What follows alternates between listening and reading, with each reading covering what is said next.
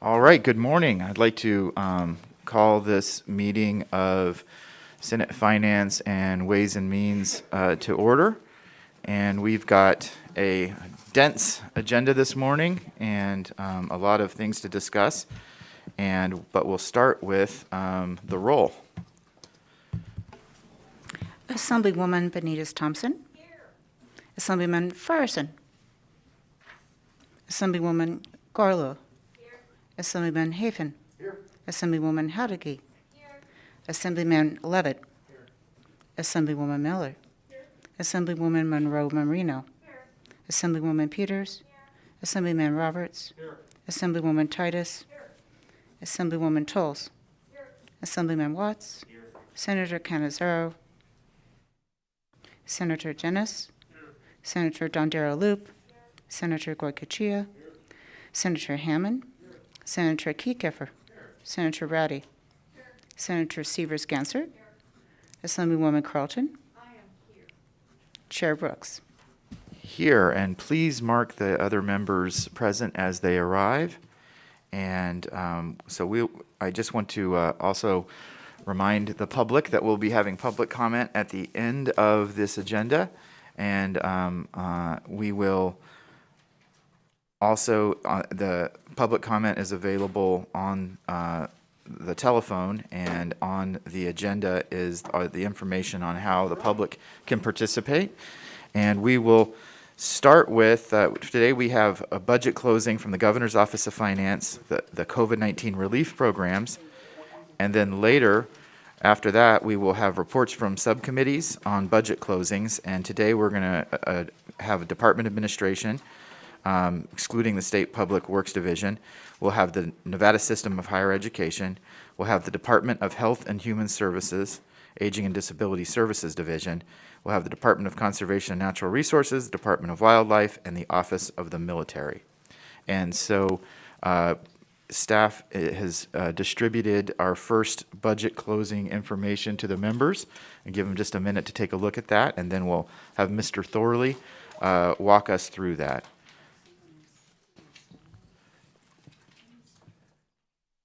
And I think we all have our information in front of us. And Mr. Thorley, if you could go ahead with the COVID-19 relief programs. Certainly, Mr. Chair. Good morning, everyone. Wayne Thorley for the record, LCB Fiscal Analysis Division. The closing packet that I'll be going over begins on page 3 of the document that was just handed out to you. This relates to a budget amendment that was submitted by the Governor's Finance Office. The budget amendment was heard on April 26th. The budget account 1327, the newly named COVID-19 relief programs budget, was created last year shortly after the beginning of the COVID-19 pandemic. The budget account was created to receive federal relief funds related to the pandemic, specifically the coronavirus relief funds, or CRF, dollars that were allocated through the CARES Act from last year. Additional federal COVID-19 relief money has been added to budget account 1327, specifically the Emergency Rental Assistance Program, or ERAP funds, from the December 2020 stimulus bill. The budget amendment from the Governor's Finance Office related to this budget does 3 things. First, the budget amendment seeks to make the budget account 1327 an executive budget. So up through now, the budget has been what we refer to as a non-executive budget, and is not subject to the State Budget Act under Chapter 353 of NRS. If approved, the budget count 1327 will become an executive budget. The authorizations in the budget, if approved through this budget amendment, will appear in the Authorizations Act that the legislature will vote on later this session. And changes to the budget going forward will become subject to the State Budget Act and limitations within NRS 353, 220, and 353, 335. So that's the first recommendation. The second recommendation deals with carrying forward into FY22 $290,000 in coronavirus relief funds, or CRF dollars, to fund 1.8 full-time equivalent positions and 3 contract positions in the Governor's Finance Office to continue oversight, distribution of funds, reporting and auditing, fulfilling auditing requirements related to the CRF funds. These are already existing positions and are separate from the 2 positions that the full money committees have approved for the Governor's Finance Office, the 2 new positions. So these are different from those. According to the Governor's Finance Office, this authorization will allow continued oversight of the CRF funds through the end of the calendar year, the current calendar year 2021. Which is the deadline to expend the CRF funds. The next recommendation relates to the ERAP program, which is the Emergency Rental Assistance Program. Funding for that program, which totaled just under $125 million, came through the December stimulus bill, which was the Coronavirus Response and Relief Supplemental Appropriations Act, or CRSA Act. The recommendation, that money already has been brought into 1327, so the recommendation of the budget amendment is to authorize $90.4 million in FY22 under the ERAP program. The difference between the $125 million and the $90.4 million, which is $34.5 million, is expected to be expended in the current fiscal year on rental assistance programs.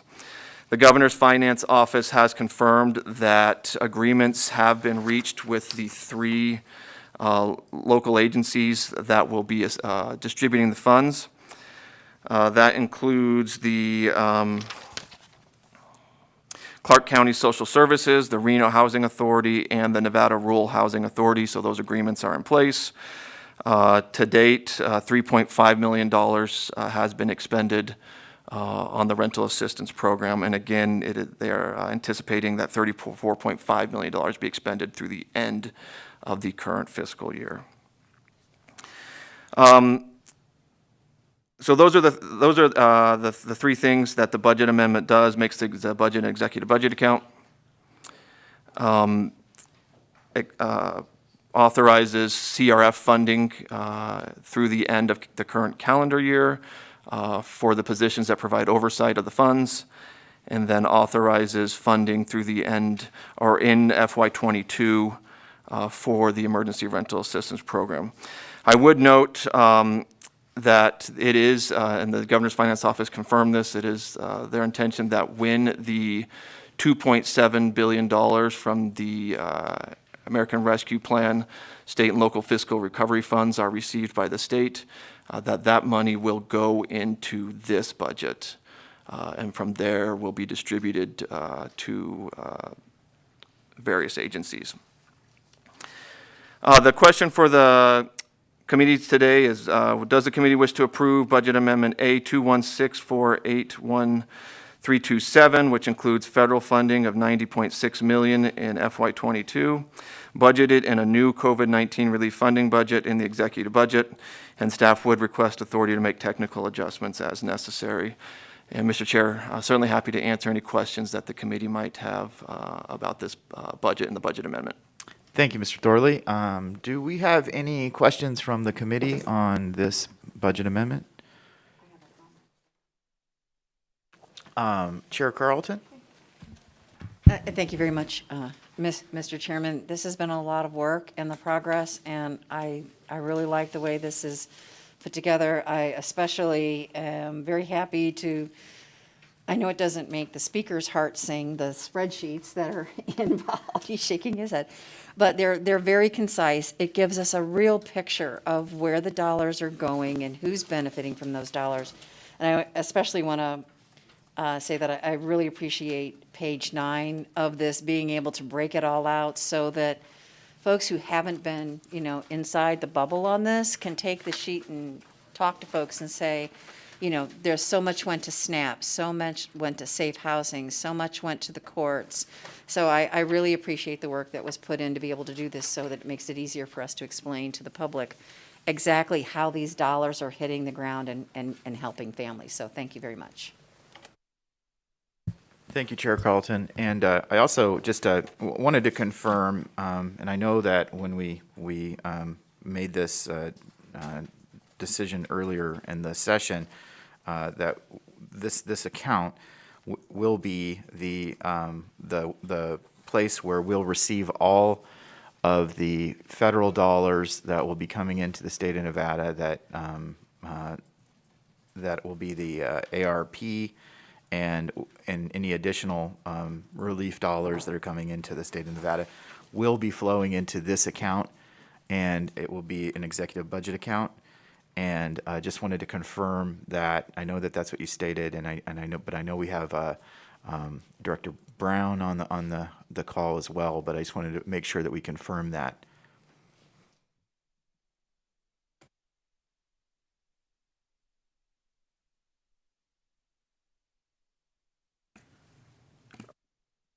And oh, there you go. Thank you. Susan Brown, Director of the Governor's Finance Office. For the record, yes, the intent is to make this an executive budget account that is subject to NRS 353 and the State Budget Act. Thank you so much. And this like Chair Carlton was saying, this spreadsheet we have in the back, or this table that we have in the back showing all these funds, behind every one of these was a tremendous amount of work from GFO and then LCB's fiscal staff through the interim finance committee. And so, and each one of these, there's a lot of Nevadans on the other end of it that needed the help and got the help. And so I just want to thank everybody involved in that process. As we sat through 16 IFC days that dealt with 16 that dealt with just this. But yeah, 21 IFC days, and I can't even imagine what's going on in Senate, or excuse me, the Legislative Council Bureau's Fiscal Division and the GFO. So just thank you all for everything that's on this page 9. Any questions or comments from the committee? All right, I think I can take a motion. So, Mr. Chair, I would move, and this is a closing. I always have to remember when we get into these mixed agendas that I'm on the right page, especially this late in the session. So I would move to close budget account 101-1327 as presented by staff. Second. And hope I that's think we need a motion also to approve the budget amendment on page 7. Thank you. I wasn't sure if we were there yet or not. So yes. And then also approve budget amendment A216481327, which includes total federal funding of $90.6 million in 2022, budgeted in a new COVID relief funding budget in the executive budget. And of course, we have to give staff the authority to make technical adjustments as necessary. Yep, second. I have a motion from Chair Carlton, a second from Senator Dennis. Any discussion on that motion? Seeing none, all in favor, aye. Aye. Any opposed, nay. And the motion passes with the majority of the members present. And thank you very much, Mr. Thorley. And now we will move on to a subcommittee report on budget closings for the Department of Administration.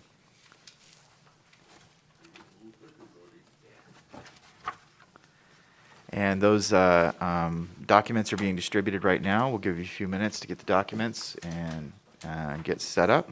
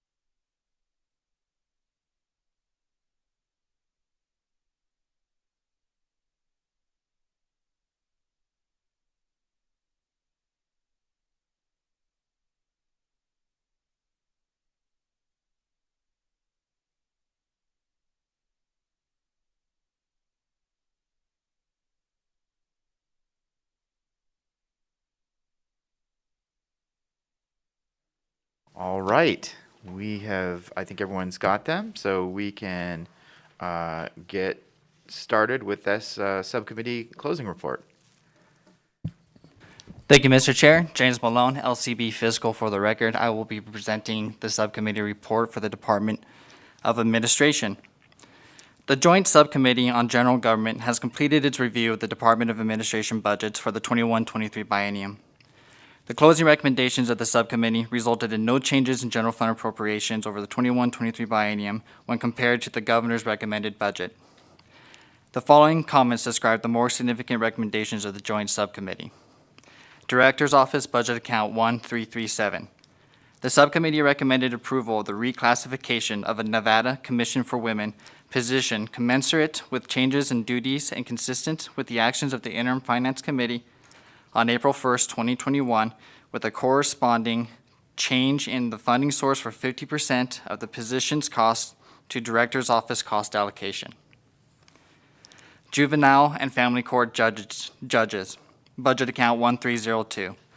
The subcommittee recommended approval of general fund appropriations of $17,500 in each year of the 21-23 biennium to restore funding for the National Council of Juvenile and Family Court Judges that was eliminated as a budget reduction measure during the 31st special session, bringing total funding for the National Council of Juvenile and Family Court Judges to $125,000 annually.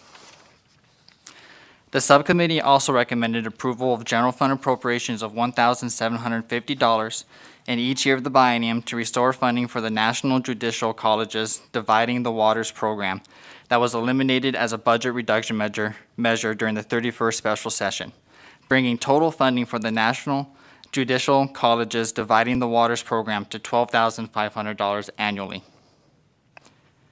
Eats Office of the Chief Information Officer, Budget Account 1373. As recommended by the governor, the subcommittee recommended approval of the cost and labor distributions with the various Eats expenditure cost pools division-wide, and to adjust the rates to reflect reserve levels approved during the 2019 legislative session. Eats Computer Facility, Budget Account 1385.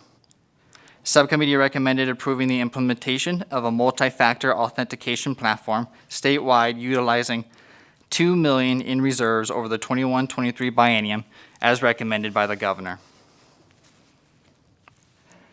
Fleet Services Budget Account 1354 and Fleet Services Capital Purchase Budget Account 1356. The subcommittee recommended approving the transfer of reserved funds from the Fleet Services Administration budget to the Fleet Services Capital Purchase budget for the purchase of new vehicles to be leased by state agencies on a monthly basis consistent with the Joint Full Committee's actions on the corresponding decision units and agencies' budgets, with authority for fiscal staff to make technical adjustments as necessary.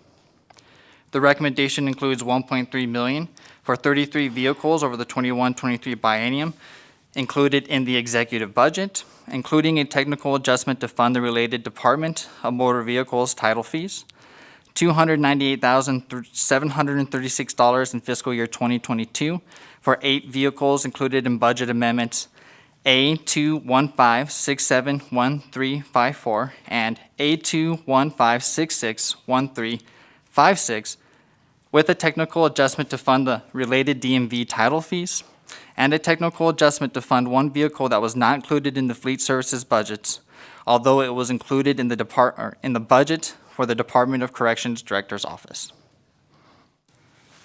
Hearings and Appeals Division, Budget Account 1015. The subcommittee recommended approval of the governor's recommendation for the expansion and renovation of the leased Las Vegas Hearings and Appeals Office to address an increase in caseloads, funded by an allocation of $266,997 in fiscal year 2022 and $193,175 in fiscal year 2023 from the Workers' Compensation and Safety Fund, and fee revenue of $19,173 in fiscal year 2022 and $13,872 in fiscal year 2023. The subcommittee also recommended the issuance of a letter of intent instructing the Hearings and Appeals Division to submit a report to the Interim Finance Committee regarding the calculation of the new facility usage fee, the usage fee hourly rate, and the fiscal impact the new facility usage fee rate will have on the agencies with interlocal agreements once the new facility usage fee has been determined.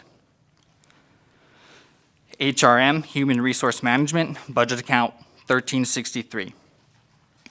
As recommended by the governor, the subcommittee recommended approval of establishing a new collective bargaining assessment with an annual rate of $48.77 per FTE in fiscal year 2022 and $42.68 per FTE in fiscal year 2023, in lieu of the personnel assessment to cover costs associated with the labor relations unit. In addition, the subcommittee recommended the approval of the governor's recommendation to eliminate an administrative assistant position that has been vacant for over 3 years. NSLA, Mail Services, Budget Account 1346. The subcommittee recommended approving the addition of one new unclassified division administrator position at a cost of $211,088 over the 21-23 biennium, contingent upon approval of legislation that would establish a new Mail Services division within the Department of Administration. The governor recommends an annual salary of $91,842 for the new position. However, the salary of the unclassified division administrator position will be established in the pay bill.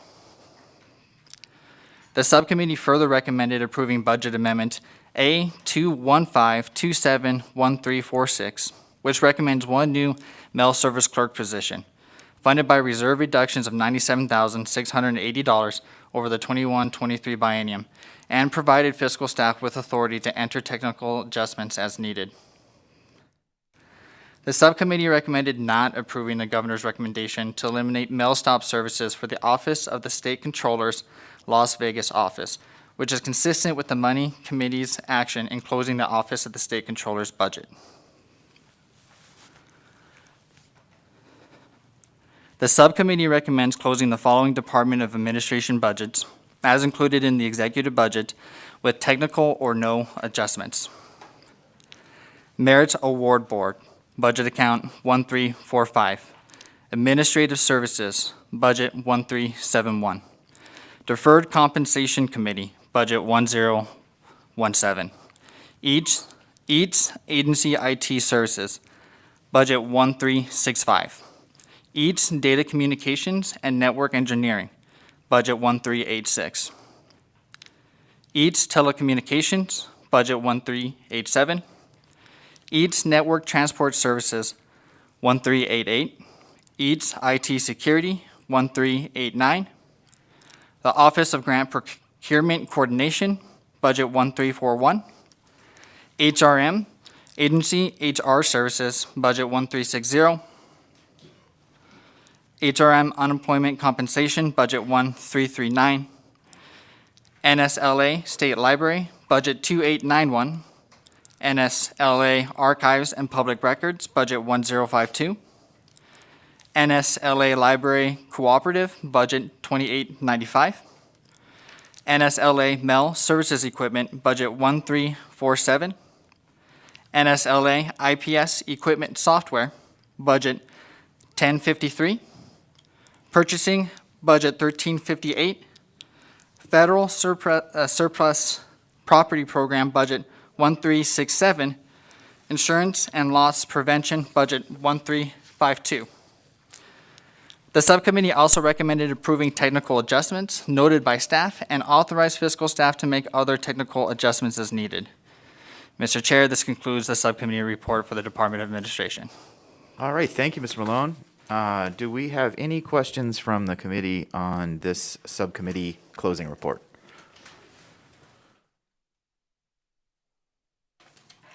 All right, I do not see any, so I would take a motion. Mr. Chair, I would move to accept the closing report on the Department of Administration. Second. I have a motion from Chair Carlton, a second from Senator Dennis. Do I have any discussion on that motion? Seeing none, all in favor, aye. Aye. All opposed, nay. And the motion carries unanimously. And we can move on to the next subcommittee closing report. Thank you, Mr. Malone.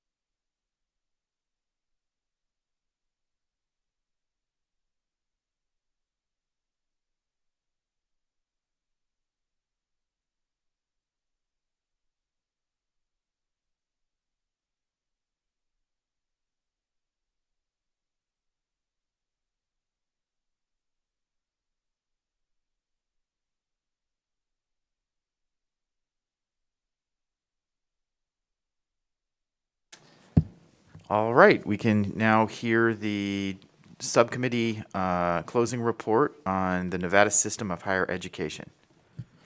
Thank you, Mr. Chair. John Kusterith, LCB Fiscal for the record. This morning I'll be presenting the Joint Subcommittee on K-12 Higher Education CIP's closing report for the Nevada System of Higher Education.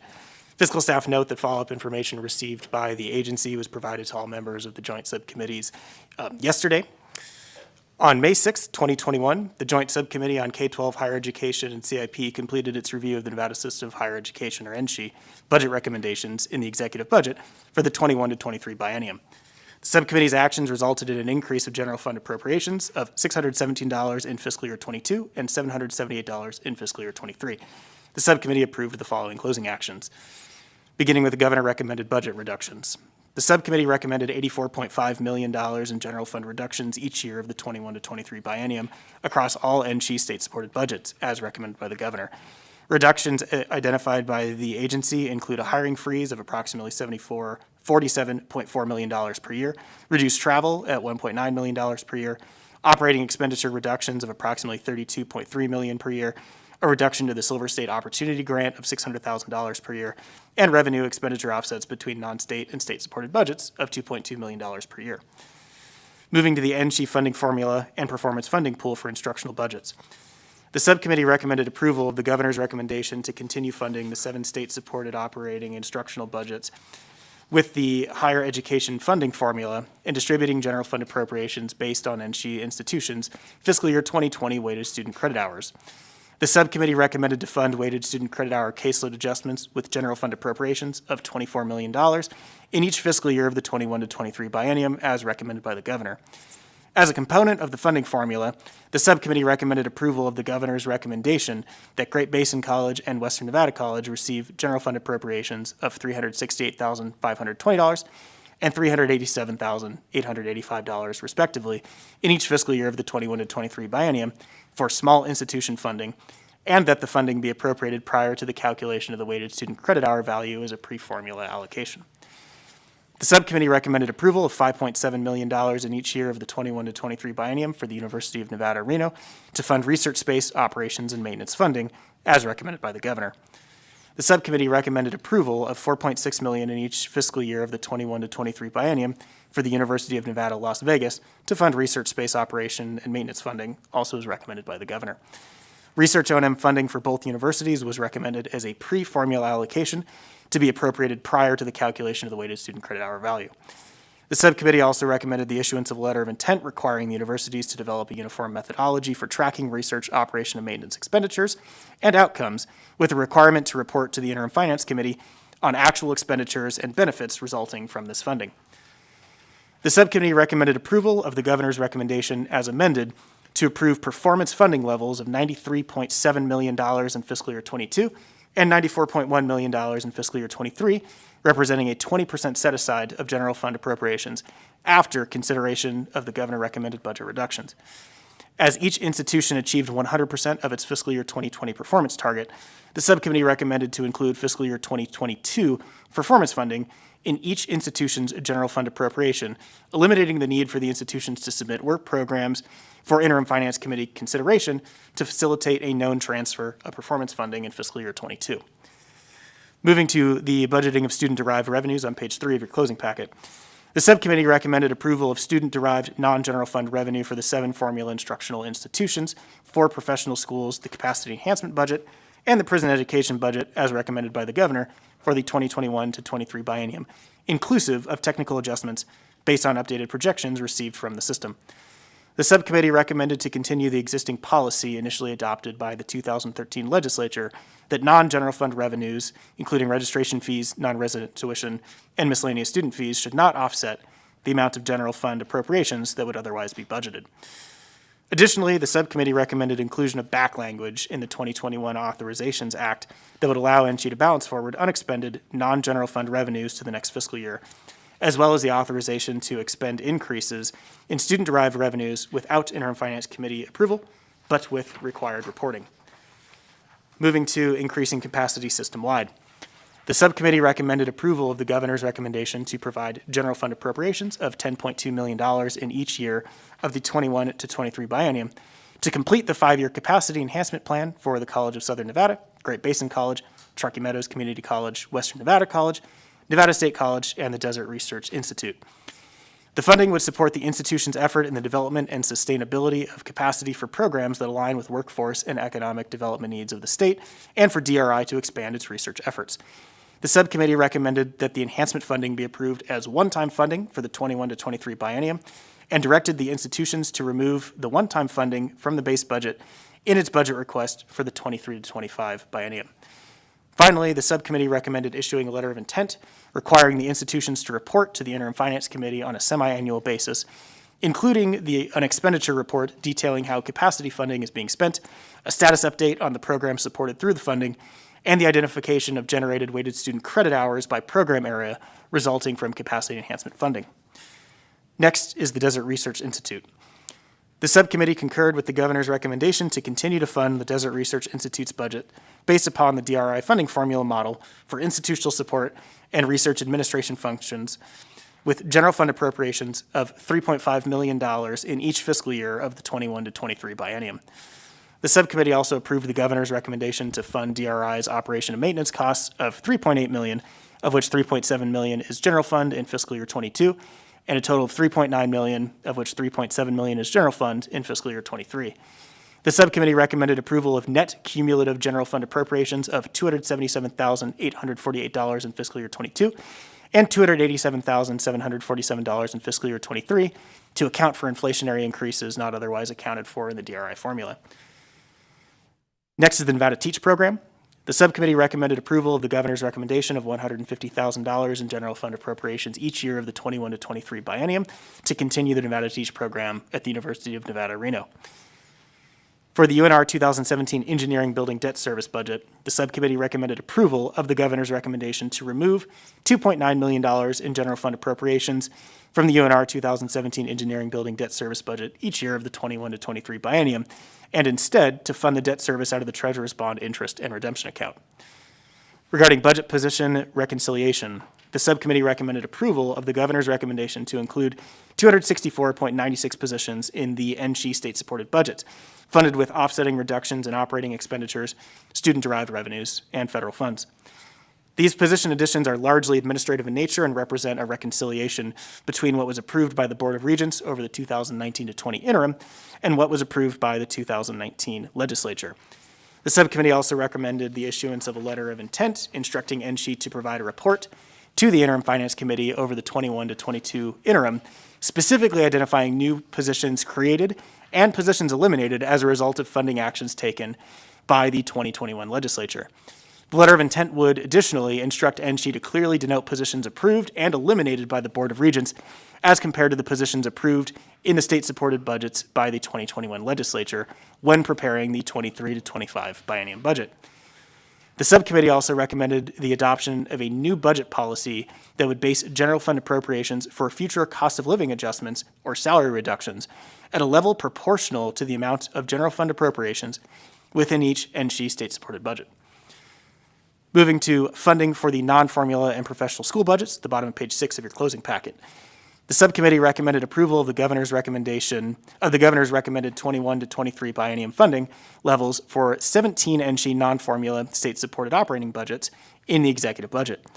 The subcommittee recommended approval of the governor's recommended 21 to 23 biennium funding levels for the UNR School of Medicine, the UNLV William S. Boyd School of Law, the UNLV School of Dental Medicine, and the UNLV School of Medicine. Within the Appropriations Act, the subcommittee recommended that language be included to include NSHE's existing authority to transfer general fund appropriations between state-supported budget accounts, subject to the recommendation of the governor and the approval of the Interim Finance Committee. Finally, the subcommittee recommended approval of fiscal staff's request to make technical adjustments as necessary. Mr. Chair, that concludes this closing report. Thank you, Mr. Casera. Appreciate that. Committee, do we have any questions on this subcommittee closing report? Senator Kiekhaefer? Thank you, Mr. Chairman. Appreciate it. So I am I supported the subcommittee's actions to fund these budgets at the governor's recommended level. based on the idea that we're going to be coming back and just looking back at add backs in budgets on a pretty comprehensive level. It seems like we've shifted a little bit to doing that in these meetings to help facilitate staff, getting their work done. So I'd like to have some discussion as to whether we think this is where we want to be with higher education. I personally think that we are underfunding where we need to be, and that we have some capacity to make some restorations here. And I'd like to see if this is the time to entertain that discussion. Thank you, Senator Kiefer. Well, I don't necessarily know if we're going to get to a place of agreement. I think this is the only time that we have to make have that conversation, since we're here accepting that subcommittee report and closing today. So I welcome any of your comments or suggestions, but obviously we are going to be taking a look at the subcommittee report, the recommendations made, and we definitely have to get to a place of some sort of certainty soon. And by soon, I mean like today. Well, I appreciate it, Mr. Chairman. The cuts that are contained within this budget are going to have, in my mind, a direct and negative impact on the students that we're asking to step up in future years to lead our state. The cuts that we heard about from the institutions include support for those students, the wraparound support that our most at-risk students need to help them graduate. There will be fewer class offerings that will allow students to move through their course of study and move towards graduation in a timely manner. We're reducing funding for both of our schools of medicine and our other professional schools dramatically at a time when we need them the most. And I think that if we can't move to a place of fully restoring the 12% cuts that are contained within the governor's budget, because it's a big number, it's like $170 million or something to that effect. I think it would be worth at least making a statement that we want to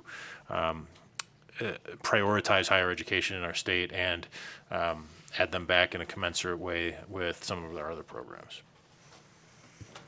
Thank you, Senator Kiefer. And while I agree with everything that you just said, we are in a situation where we have some pretty significant needs, and revenue hasn't been restored to the point that it can fund those needs. And as a matter of fact, we're even going backwards on revenue right now, and to about that same tune. And so I agree that these are all things that we need to be investing in, but we are kind of in a situation right now where, as we're looking at everything that we've had to close, including what we haven't yet closed, and that's K through 12 public education, the need is great, and the revenue doesn't match that need. And so I think that we do have some opportunities with ARP funding, future ARP funding, and as a matter of fact, I believe there has been quite a bit of federal funding that's already gone to higher education, and I believe there will be future federal funding that's still available that will be going to higher education. And so I just am, while I do not disagree with the thing you just said on the need and the value, as somebody who just watched my son graduate from University of Nevada, Reno yesterday, and what that represents for the future of our state, and watching all those students, I think that we need to have maybe a more comprehensive conversation around the federal funding that's available and has been used. And so these are tough decisions, and this is an incredibly tough decision for me. But I think that we definitely need to have a conversation about federal funding and how current federal funding, how it was used, and future federal funding, how it will be used. Senator Severs-Gansert. Thank you, Chair Brooks, for the comments, and I want to kind of expand on what Senator Kiefer said. When we were closing the budgets on May 6th, we discussed adding money back, and we made it clear that we were going to revisit the budgets. But then we've kind of switched gears in the process in that it's my understanding for Health and Human Services that maybe it was a global restoration yesterday. And so we've switched from sort of piecemeal to, maybe it's not global, but some significant restorations yesterday. And higher ed, I think, is being treated differently, in part because their budget is somewhat outside of the system. So they've received federal dollars, but I believe they've spent most of their federal dollars, but we haven't necessarily had all that in the details like we see for K-12 and like we just saw in some of the other budgets because of the way that their process is different than others. And I don't know if there's an opportunity for them to go through that, but when I specifically look at the cuts and I see 270 positions that are being lost, and when I see $45 million cuts in the med school and 1.6 or so for the health lab, those cuts will make a difference. It'll make a difference in the future of providing health care in our state. And you know, the health lab has responded so boldly to help everybody. And those are sort of the small pieces. But kind of going back to the broader picture, it just seems like we're treating them differently and we're not considering add backs when we did get great news from the Economic Forum and when we are adding back significant dollars to other budgets. And so I think if we have a vision of Nevada as a stronger, more resilient and diversified state, higher ed plays a huge, huge role. And I think the money that we may not add back today is going to hurt us in the long run, in the future. So I really think it's something that we need to reconsider instead of just closing it down, because we should recognize that, again, the Economic Forum came in with really good news, and we're adding back significant dollars in other places, and to not add back any, I think is catastrophic for the near and the longer term future. Thank you. Thank you, Senator Severs-Gansert. Chair Carlton? And thank you, Mr. Chairman. And to the conversation point about, you know, our original discussion was a big global add back conversation. And that's fully where we intended to go. But in conversations with staff, in order to be able to button this up, we still had opportunities to fix some things to close for closing weekends and go back to the ones we had already closed. So rather than have them go through a comprehensive list, since we had the opportunity to add back some health and human services, you'll probably see some later that were processed yesterday, having some conversations about that. You know, that conversation was a global conversation, but now that we have the opportunity to take care of this so that when it's closed, it's done, and staff doesn't have to go back and make an even larger lift to be able to do that. We saw the opportunity in front of us, so we took it. If we can give that level of comfort to the folks that are working through these budgets, that was the sea change that happened. And you saw it at the subcommittee level, and we had a conversation with it at the subcommittee level. As far as the NSHE conversation goes, I know I have a reputation in this building of being an adversary of NSHE. It's never really necessarily been adversarial. I think it's been more accountability and explanation and wanting to make sure that the dollars that we spend go where they are. There's a bit of a curtain, and a lot of the dollars in NSHE are behind the curtain, and sometimes it's hard to make tough decisions on NSHE when you don't have all the data. And I've said this to almost every NSHE advocate and lobbyist that I have ever met with, that I appreciate where they are, but if I have a choice between kindergartners and college kids, I'm there for the kindergartners right now. They need my voice, they need our voice. We have K-12 to deal with in the very near future. And college kids, grown up, we can figure out what to do with them, but when it comes down to it, that's where I feel I need to be and advocate for those. And I've never made a secret of that. I've always been very honest with NSHE on how I feel. So they know that when we went through the budget closings last time, if the Economic Forum had not come back the way they were, there were more cuts planned. And I think they were very relieved to not see those cuts happen because of the Economic Forum. This isn't the last day of session. It isn't over till it's over. I appreciate the comments. But we have K-12 to deal with, and we made a commitment to that. And we also have other outstanding debts that are going to come due very soon, and we're going to have to deal with those also. So I believe at this moment in time, I'm very comfortable with where we are with NSHE. I don't believe there's going to be quite the level of harm that has been talked about, and I know it's not perfect, but nobody in the state is getting anything perfect right now. Everybody's taken a little bit of a hit across the board, and this won't be the last conversation moving forward. And I just want to thank the staff for all their hard work, because this was a little bit vague on enrollment and where were they going to go and how do we adjust this? How do we deal with capacity? So I think we're in a good spot with NSHE at this moment in time. Thank you, Chair Carlton. Assemblywoman Tolles? Thank you, Chair. I appreciate the opportunity. So this hits really close to home because the whole reason I ever entered this building 10 years ago was during the 2011 cuts to both K through 12 and higher ed. And as a mom of two public school kids, I definitely appreciated the Vice Chair's statements on the importance of K through 12, but also really lived those cuts in higher ed.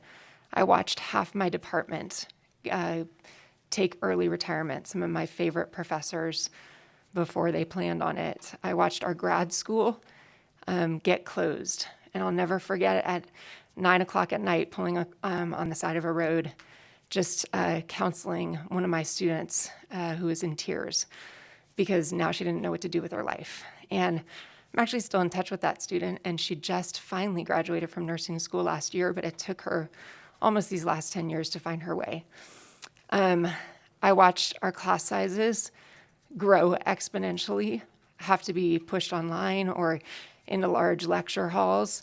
And I had to deal with desperate students when I had waiting lists of 25 to 40 kids trying to get into my classes, panicked because they weren't going to graduate on time. And during the special session, we cut NSHE deeper than any other budget in this state, with the expectation that when we had the ability, we would remember that and prioritize that funding back. And I was really, really hopeful that the subcommittee's report was going to say something different and that we were going to be able to do that. I understand we're making hard choices across the state, and none of these cuts are easy. But I think it's important we remember that we cut NSHE deeper than any other budget.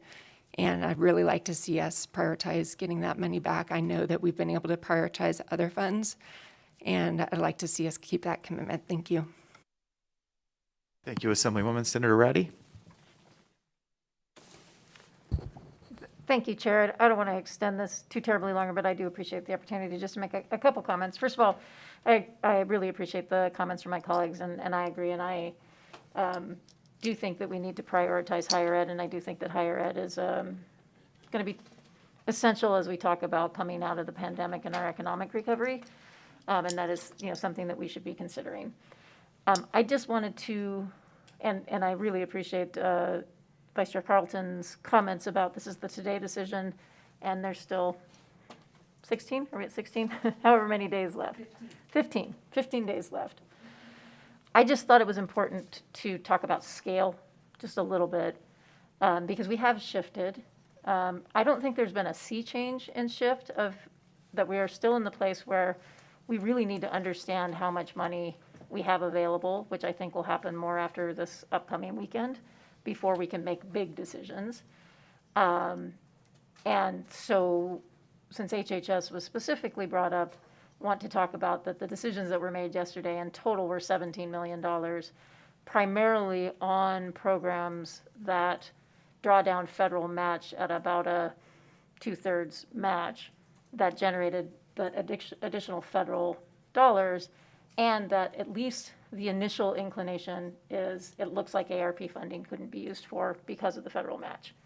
So I do think that there's some nuance to why we're departing a little bit from the global conversation in some very specific instances around HHS because of disruption to services and drawdown of federal match, where kind of shaky about whether or not we're going to get to ARP. So with that all said, that is why I'm not comfortable, that's not even the right word, but I'm accepting the decision that I think we need to make today with hope that there is a different decision that can be made before sine die. and comfortable with the decision to make some different decisions in HHS that both are where we're likely going to, so very likely about where we're going to end this thing, and make staff's life significantly easier in getting us there. So thank you for the indulgence.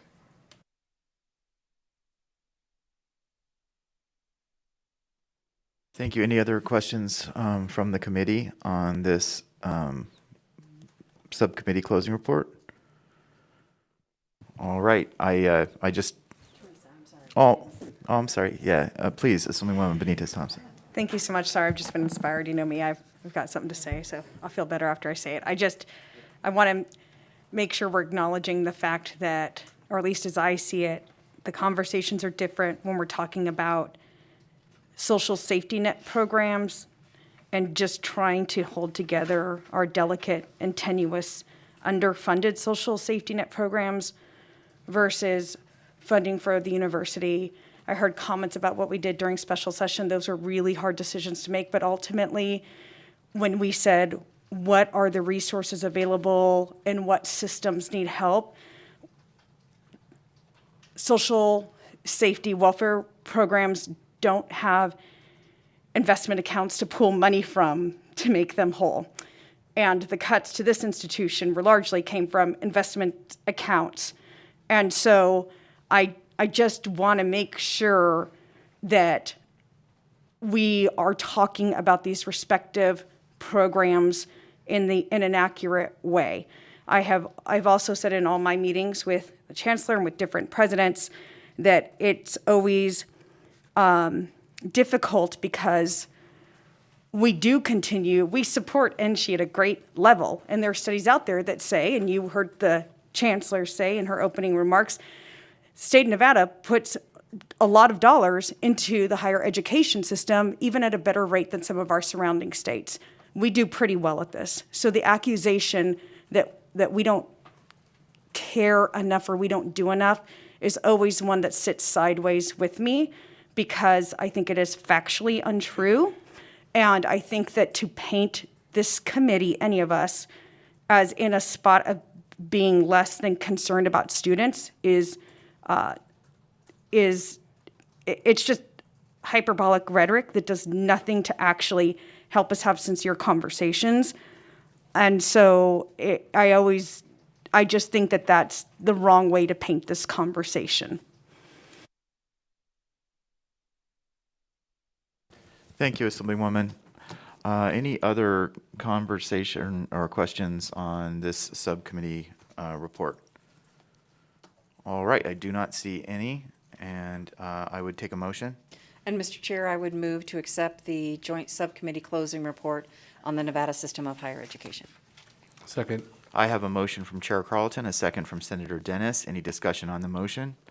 Senator Kiekhaefer? Thank you, Mr. Chairman. In hopes that we can circle back on this later, I will maintain, but I can't support accepting the report at this time. And because this is not just cuts to universities, right? This is $25 million out of the College of Southern Nevada and $10 million out of the new med school where we just graduated our first class and we're celebrating it. It's $1.2 million out of a college scholarship program that supports our lowest income minority students who are going to college for the first time in their families. I think we can do better, and I hope that we get there. Thank you.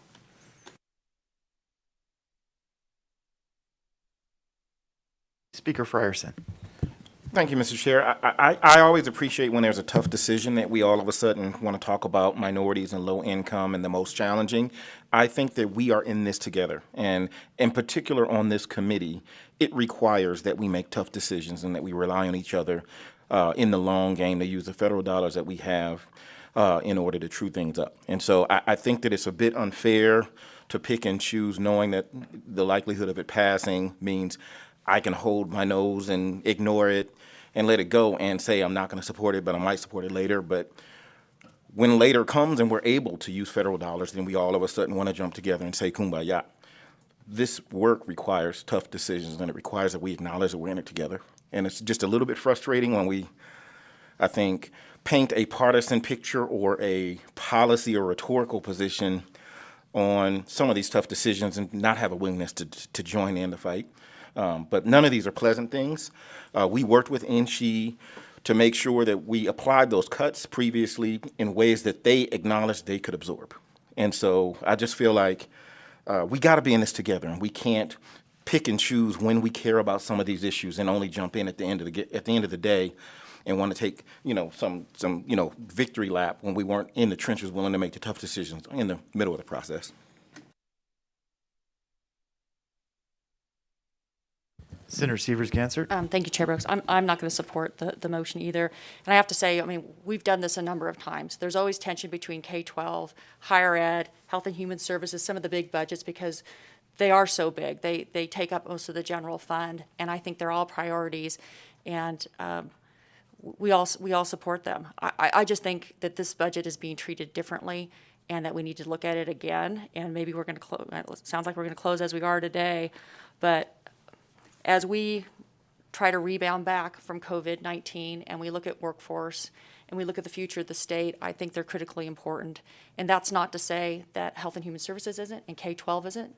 They all are important, and I know we're going to join in and try to do the best that we can to restore as much as we can, and also look at the federal dollars. So for today, I'm not going to support this, and I'm hoping that we can look at an add back before we close everything. Thank you. Assemblyman Roberts. Thank you, Mr. Chair. And I did support the subcommittee report with the understanding that we might be doing some add backs. That didn't occur. I concur with my colleagues, and so I will not be supporting it as well. So thank you. Thank you. And I just want to remind everyone that a budget is revenue and expenditures. And those two things are tied together. So I hope that our concern for one reflects our concern for the other. Do we have any other comment on this subcommittee report? All right. Excuse me, on the motion on the subcommittee report. Seeing none, all in favor of the motion, aye. Aye. All against, nay. Could you raise your hands, the nays? We have Senator Gokachia, we have Senator Kekeffer, we have Senator Hammond, we have Senator Severs-Gansert, we have Assemblywoman Tolles, we have Assemblyman Hafen, Assemblyman Levitt, Assemblyman Roberts, and Assemblywoman Titus are nays. I think I captured everyone. All right, thank you very much, and thank you, Mr. Casera, I appreciate that. And now we will move on to our next subcommittee report. And that is the Department of Health and Human Services, Aging and Disability Services Division. We'll get those documents distributed and get you time to get acclimated with them, and then we'll jump in.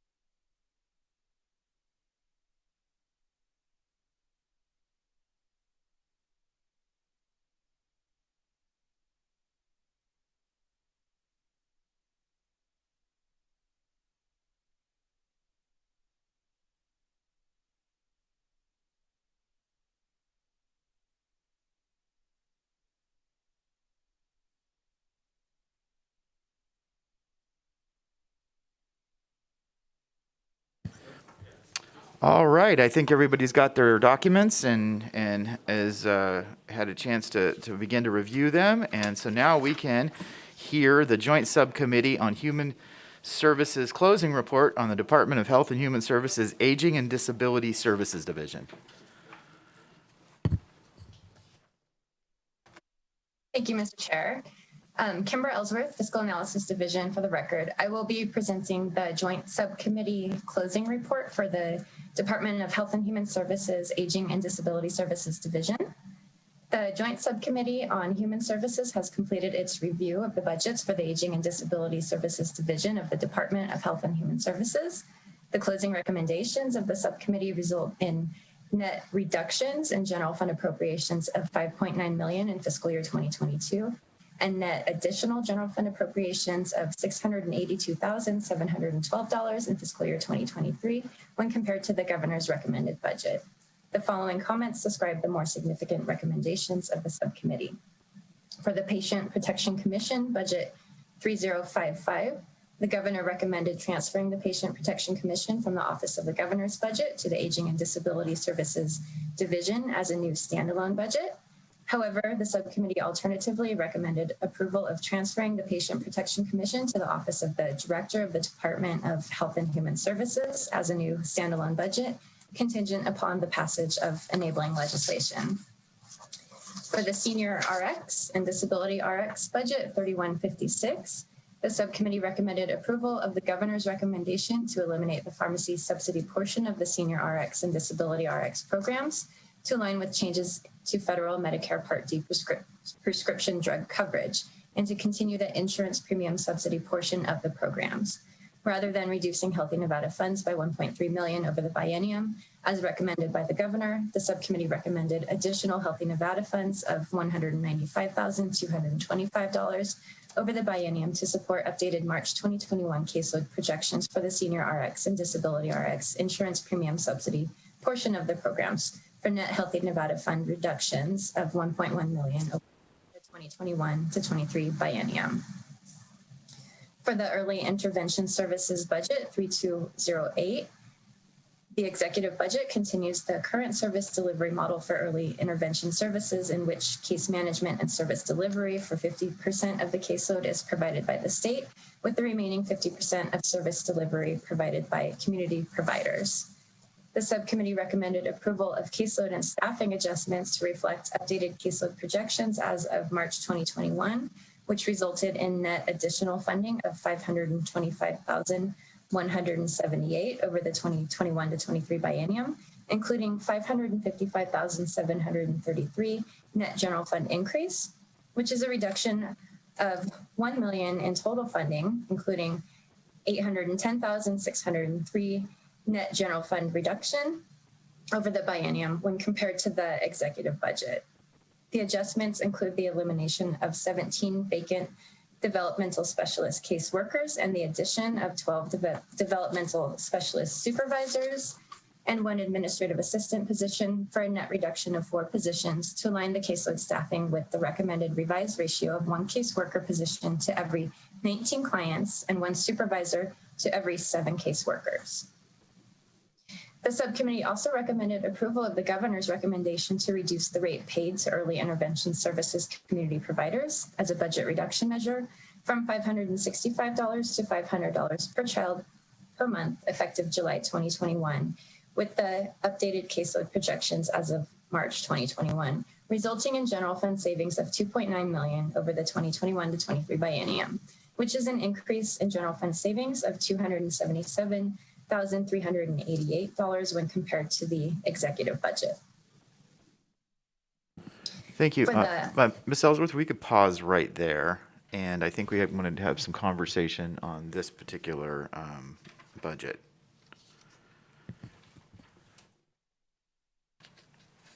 I think there were some decisions made at the subcommittee that we wanted to possibly revisit.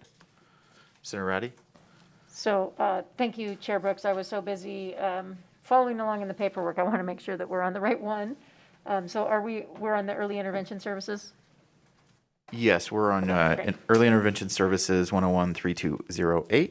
Thank you. Just making sure. All right, so this is the decision to reduce the rate paid to community providers from $565 to $500. That we do believe would be a significant reduction in services to a critical population. And so the suggestion that I would like to make is to not accept that portion of the recommendation.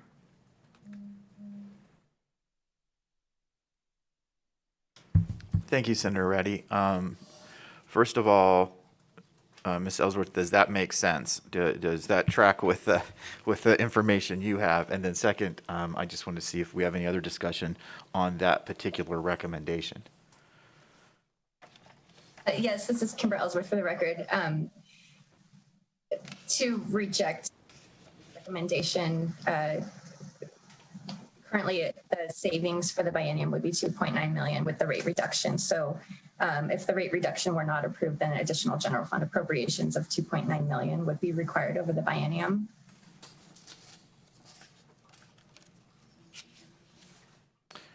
Thank you, Ms. Ellsworth, and Senator Reddy, does that track with where, okay. Yes, it does. Chair Thank you. Carlton? And thank you, and I was just wanting to make sure that I had everything in the same place also. So in essence, the previous cut that we made because of just where we were at that particular moment in time, we would go with not approving that cut, thereby restoring the rate from 500 back up to 565 per child per month, just so that we make it very clear for the record, so that if somebody tries to call us out on it later, we've said it at least 2 or 3 times the same way.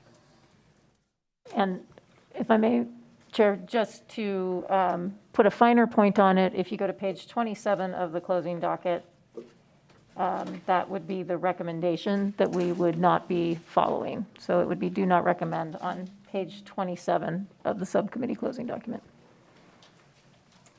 Thank you, Senator. And you're referencing the decision made by the subcommittee on Right. page 27 from the previous decision. That was what we would not be accepting that. Correct. Okay. Assemblywoman Monroe Moreno, does this, any comment? Okay. And then Assemblywoman Benitez Thompson? Thanks so much, and I'm just referencing this because I don't think I have my pinks on it, but on the part of that decision was also the elimination of the caseworker spot. So I just didn't know if that if it was just the rate, or if it was any of the positions, or if those positions were ones we had already, I don't believe those positions are ones that we had talked about in our movement of restoration through federal grant dollars where we could. So, I guess I don't have to say my name for the record. So my understanding of it, and it would be very helpful for staff to verify this, is that the staffing levels were made as a result of caseload projections. And so not necessarily are a budget reduction, but more a reflection of the caseload projection.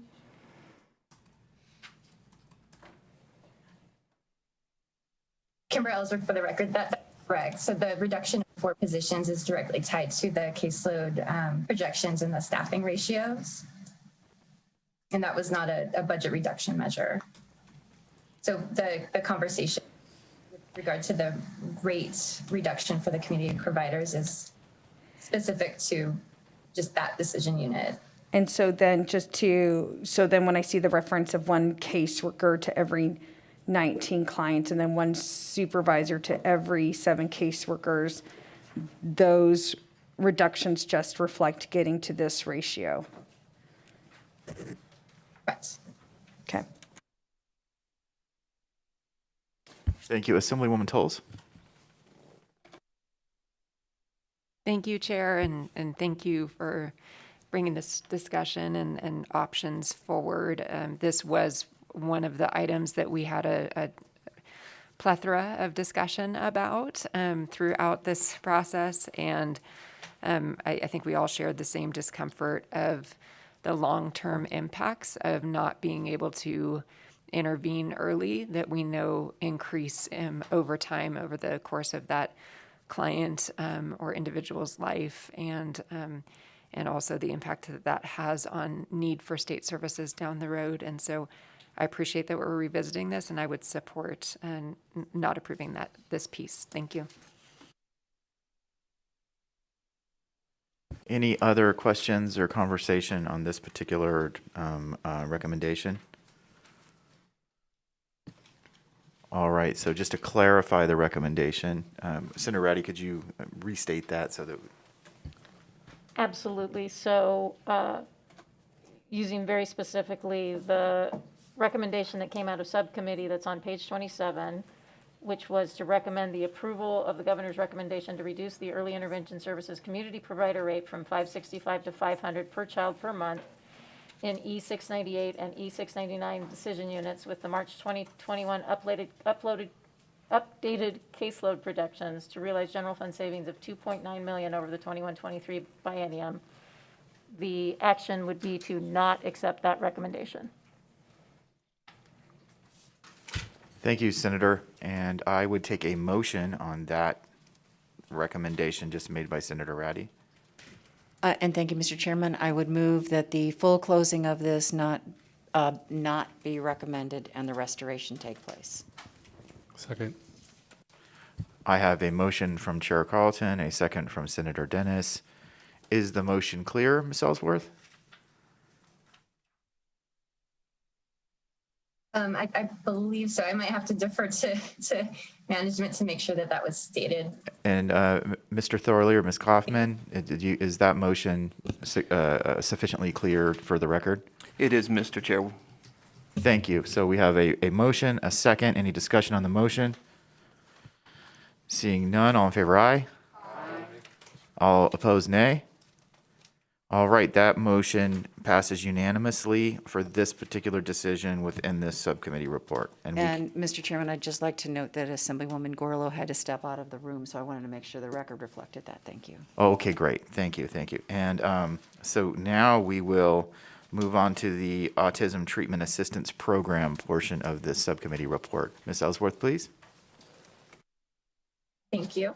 The Autism Treatment Assistance Program Budget 3209. For this budget, the subcommittee recommended approval of caseload and staffing adjustments to reflect updated caseload projections as of March 2021 and to eliminate the projected wait list, which result in net additional funding of $2.8 million, including $2.7 million general funds over the 2021 to 23 biennium, which is a reduction of $481,614 in total funding over the biennium, including $417,675 general fund reduction when compared to the executive budget. The adjustments include a net increase of 2 administrative assistant positions with associated operating costs. The recommendation includes adjustments to maintain 1 developmental specialist supervisor position and change the start date of 1 developmental specialist caseworker position to retain the existing incumbents. The subcommittee recommended approval of the governor's recommendation to replace Healthy Nevada funds with federal temporary assistance for needy families funding of $5.7 million over the 2021 to 23 biennium to support autism service costs.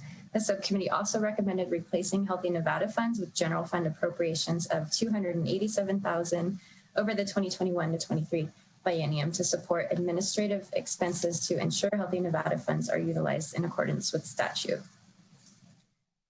For the Home and Community-Based Services Budget 3266, the subcommittee recommended approval of caseloads and staffing adjustments to reflect updated caseload projections as of March 2021 and eliminate the projected wait lists for the community-based care programs, including the Community Options Program for the elderly, Personal Assistance Services, and Homemaker programs, which result in net additional general fund appropriations of $1.8 million over the 2021 to 23 biennium, which is an increase of $2 million in general fund appropriations over the biennium when compared to the executive budget.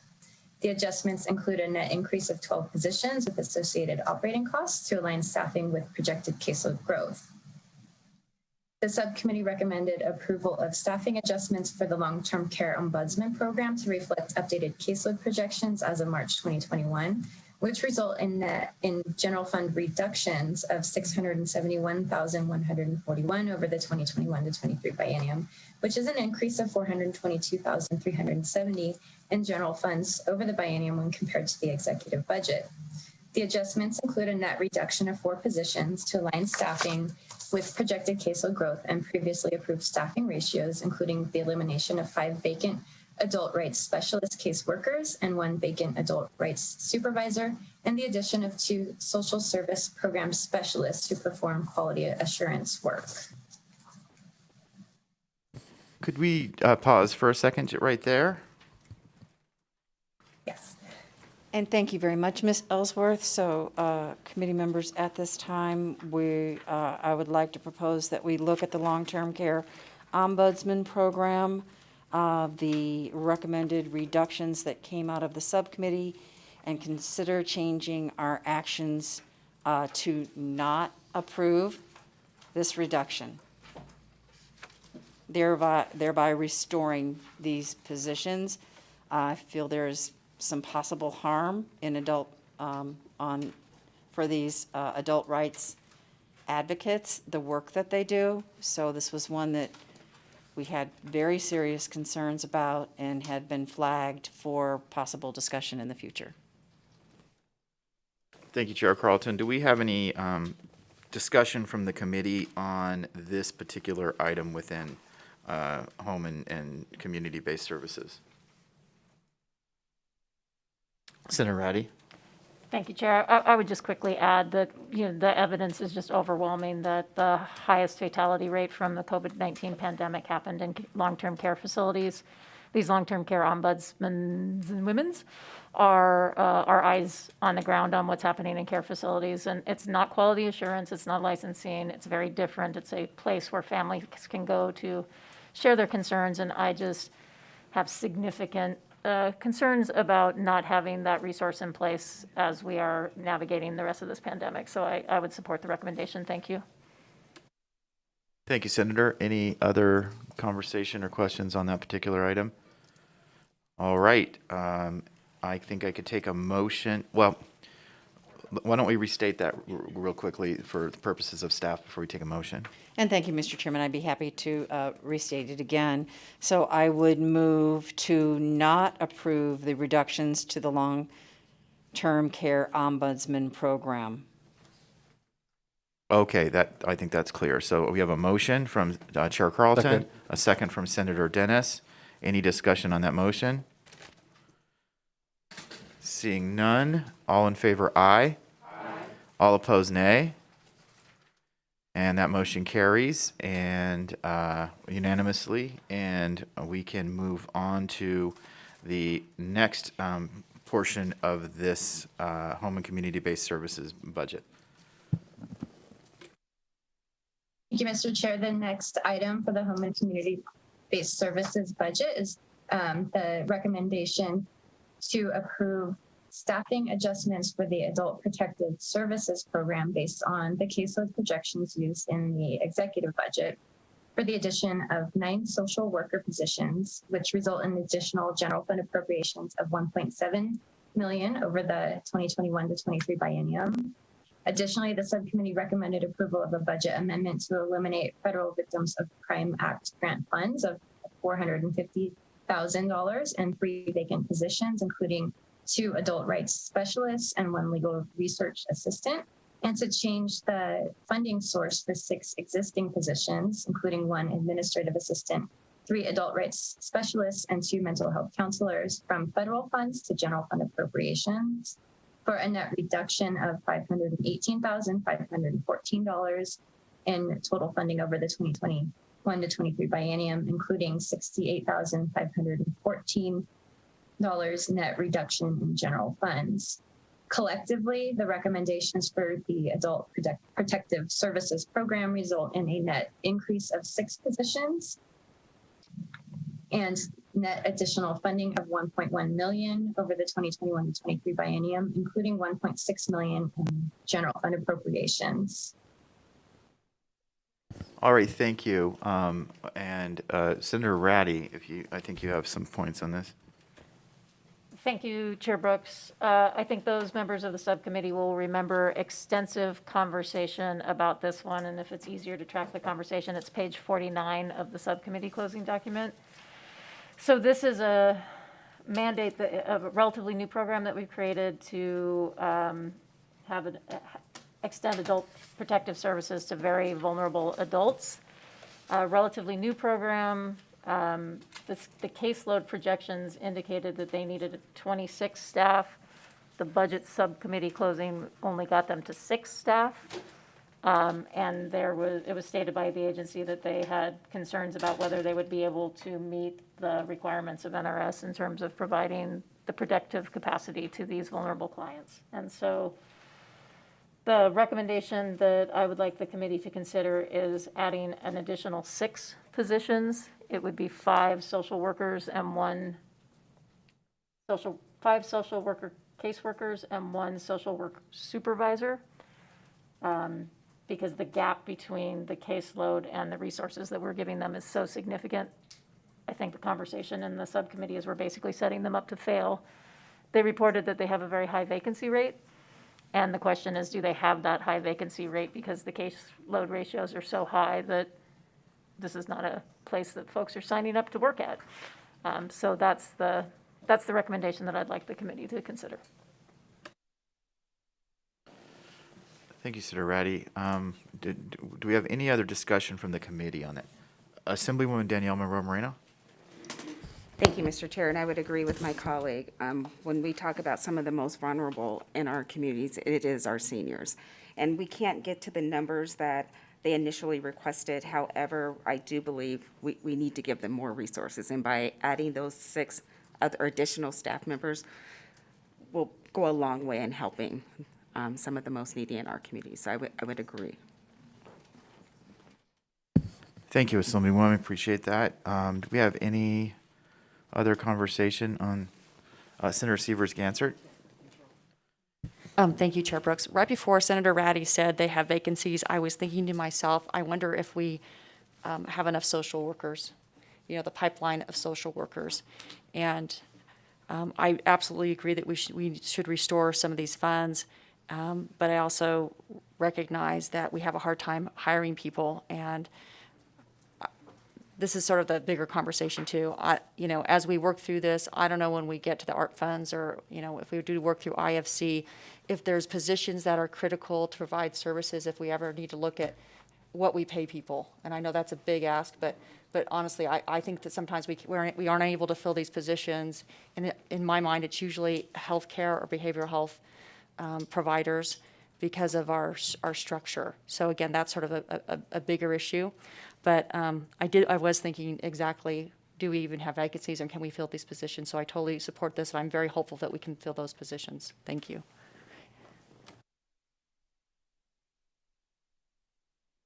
Assemblywoman Benitez Thompson. Thanks so much. And I think we could have maybe the division clarify, because I think we could understand. I think there's a mix, although the title is loosely social worker, I think there's a mix between licensed and not licensed. And I know that it's been kind of an issue for the department to address some parity issues in there. But so that might help to understand that. But I think was just 9 social worker positions. So if they're licensed social workers, I guess they can let us know if they can find 9 of them. That doesn't seem like an incredible heavy lift.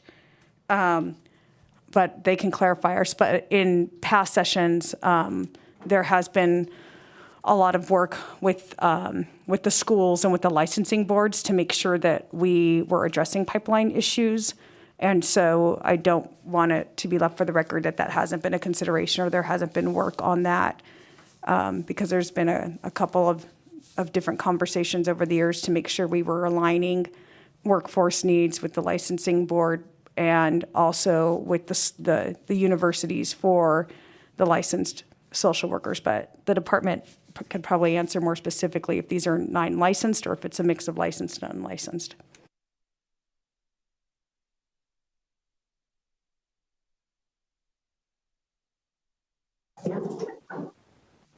Tina Schmidt for the record.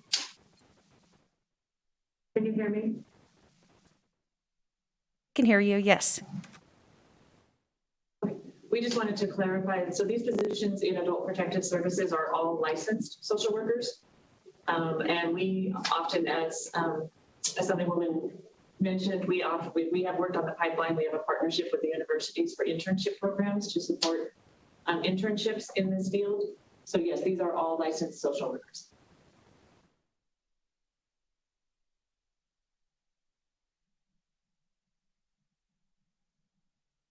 Thank you so much. I appreciate that. And I appreciate you mentioning the pipeline thing, because I know that's been an issue of concern as we address the profession, as the profession's been growing into schools and other areas. And then I don't want to overstep too much, but I think also we should note that with the WICHE programs as well, and some policy changes and considerations we're having there, we're looking at health unneeded areas where we underserved areas in terms of kind of professions out there in the community versus kind of a geographic position to help to make sure that those grants and loans for some of these positions are working in a more effective manner. So I think we've been trying to tackle some of that pipeline stuff from a lot of different angles, and I appreciate Senator Gansert's question, because I think it always highlights the fact that we got to be working things on a lot of different ends to get the kinds of people that we need in the spots that we need them. Thank you, Assemblywoman. And Assemblywoman Titus? Thank you, Mr. Chair. And just to piggyback a little bit on the Majority Leader, Floor Leader's comments just now, all these budgets that we're discussing today truly are intertwined, and this just points out the importance of making sure that pipeline, that our schools are know what the needs are, the places we need to fill, the educational needs on a post high school grad, and some of the stuff that we need to fund our schools, and make sure that we all work together we can't fill this budget if we don't help, find that pipeline, fund those schools and that training, because it trickles down to all levels of our state. So I appreciate that thorough discussion of what the needs are for state and filling these back positions, because it's not just these 5 here social workers, it's in our schools that we need social workers, and we need them in lots of locations. So I appreciate that discussion. Thank you. Assemblywoman Tolles? Thank you, Chair. And I think Assemblywoman Titus just touched on what I was going to bring up after hearing my colleague, Senator Sievers-Gansert, talk about having the overall discussion. So I think the wages are a good portion of that, but also harken back to, again, in 2011, as a result of those cuts, we had to close the School of Social Work. And so I wonder if we could take a look at a report in the future of sort of specifically how those are aligned with the vacancies that we're facing in many of these critical services in health and human services. Thank you.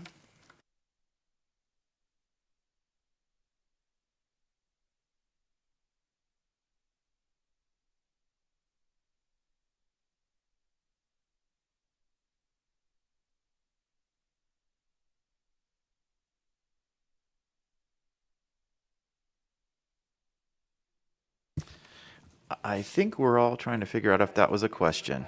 Oh, okay. Oh, so, oh, okay.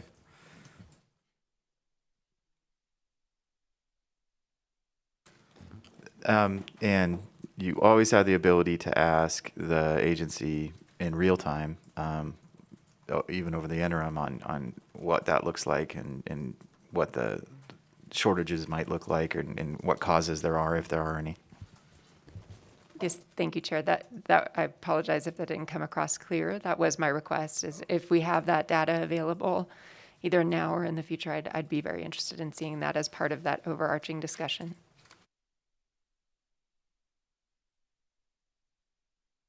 All right, thank you. And Senator Ratty? Thank you.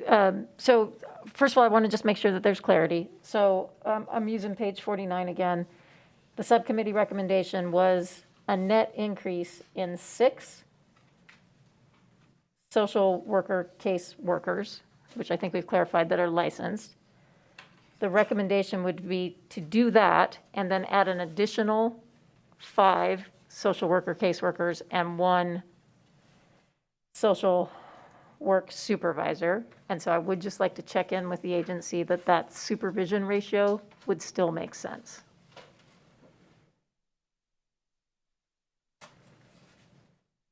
For the record, thank you, Senator Rowdy. Yes, that would be appropriate. That is an appropriate level for caseload ratios. Great, thank you. So then that to clarify the motion, that would be the recommendation is to accept the recommendation of the 6 caseworkers and add another 5 caseworkers and 1 caseworker supervisor. Thank you. So that sounds like the motion. So moved. And is that clear enough? Okay, great. And so do I have a motion from Senator Ratty, a second from Chair Carlton, and any discussion on that motion?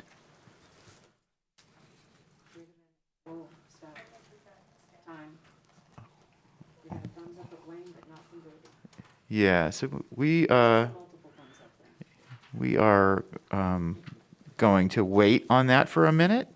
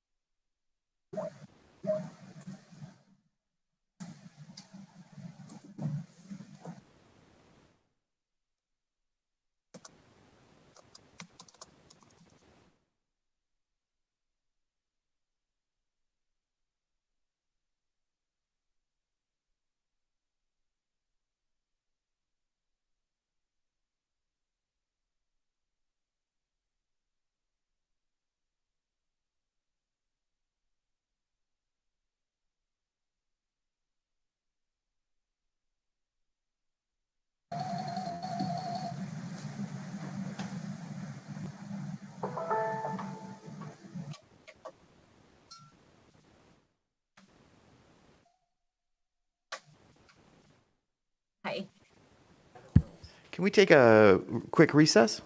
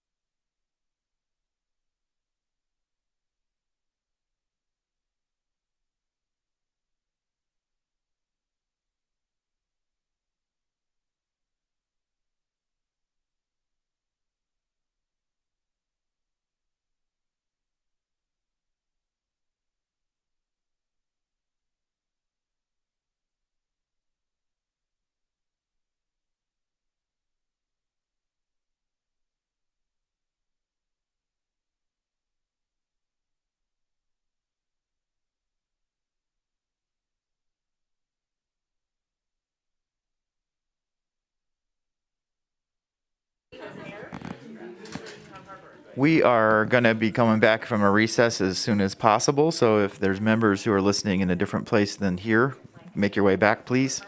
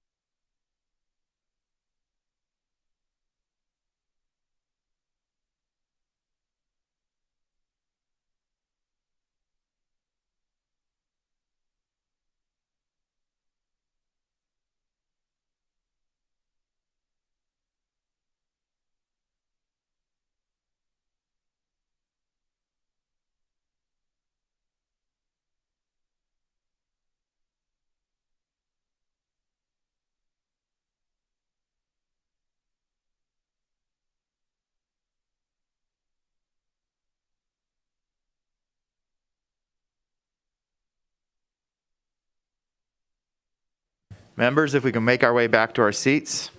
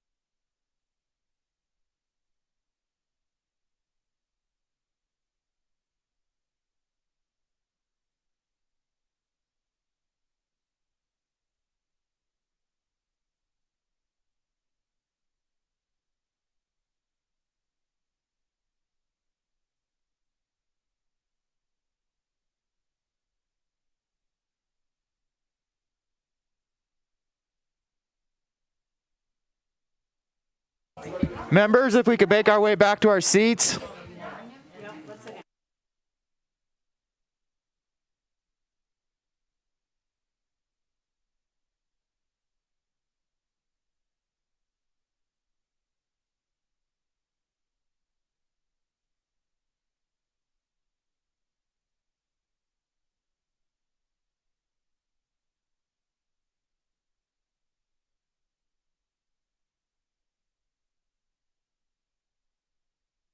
All right, we are going to come back from our recess, and I think we want to go back to the a motion that was made by Senator Ratty before we had to take a break and kind of clarify a few things. And I believe that Mr. Leiser is going to clarify some of that for us, and then we can go back and make another motion. Thank you, Mr. Chair. For the record, Brody Lizer, Fiscal Analysis Division. And just at this point, because the decision includes a net addition and reduction in positions, we want to make sure that the motion's clear.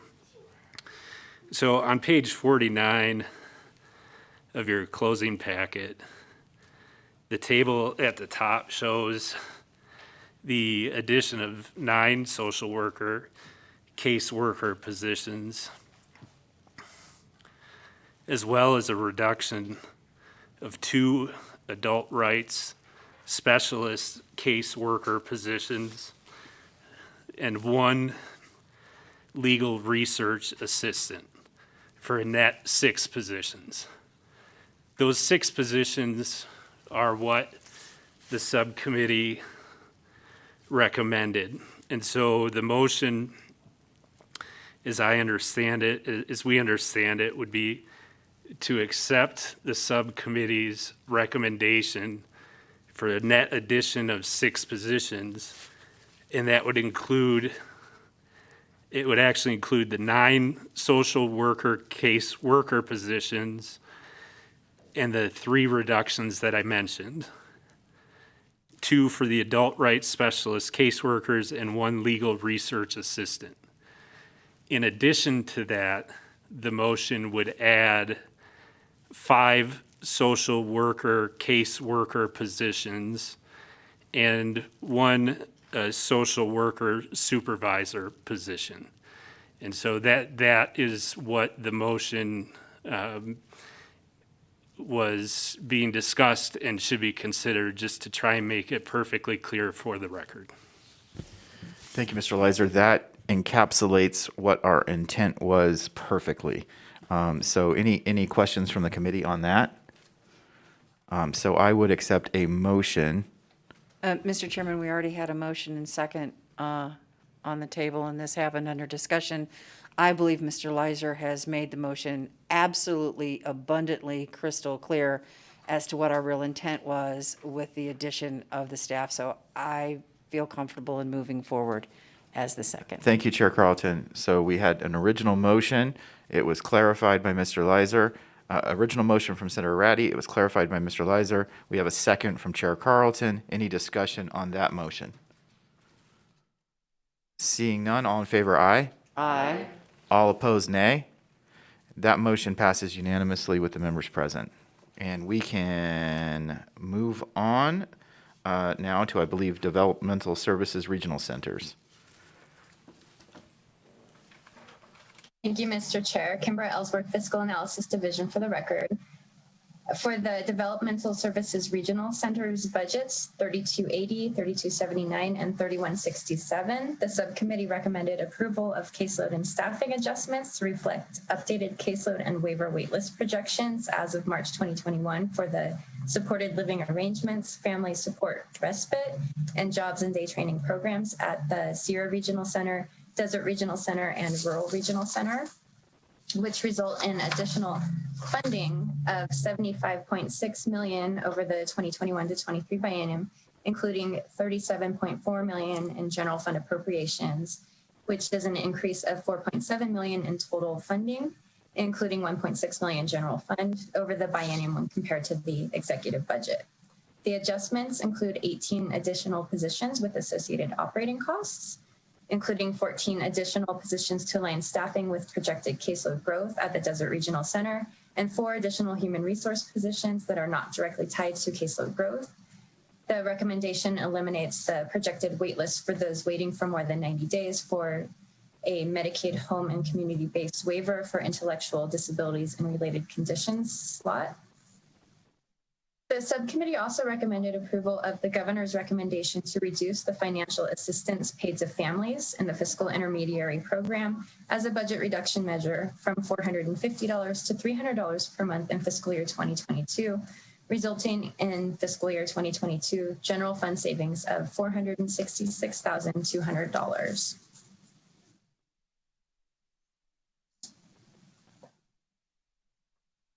And the subcommittee also Thank you, Ms. Ellsworth. Could we stop right there? Because I think we wanted to have a conversation about that last recommendation.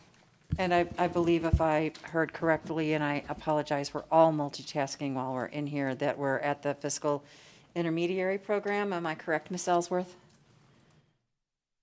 Yes, that is on page 6 in the packet. Yes, so committee members, on page 6 of the closing document, the middle paragraph, my recommendation to the full committee closing would be to not recommend these budget reductions, to not substantiate the subcommittee's closing. Did I make that clear enough? We just are working to be very clear here.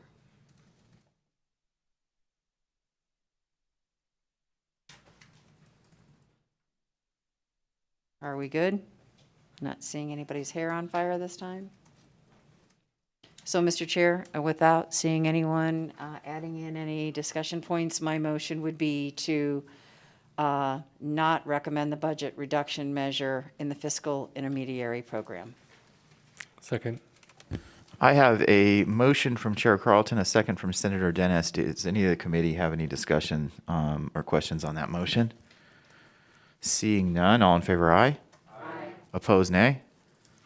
And that motion passes unanimously with the members present. And Ms. Ellsworth, we can move on to the last portion of this budget.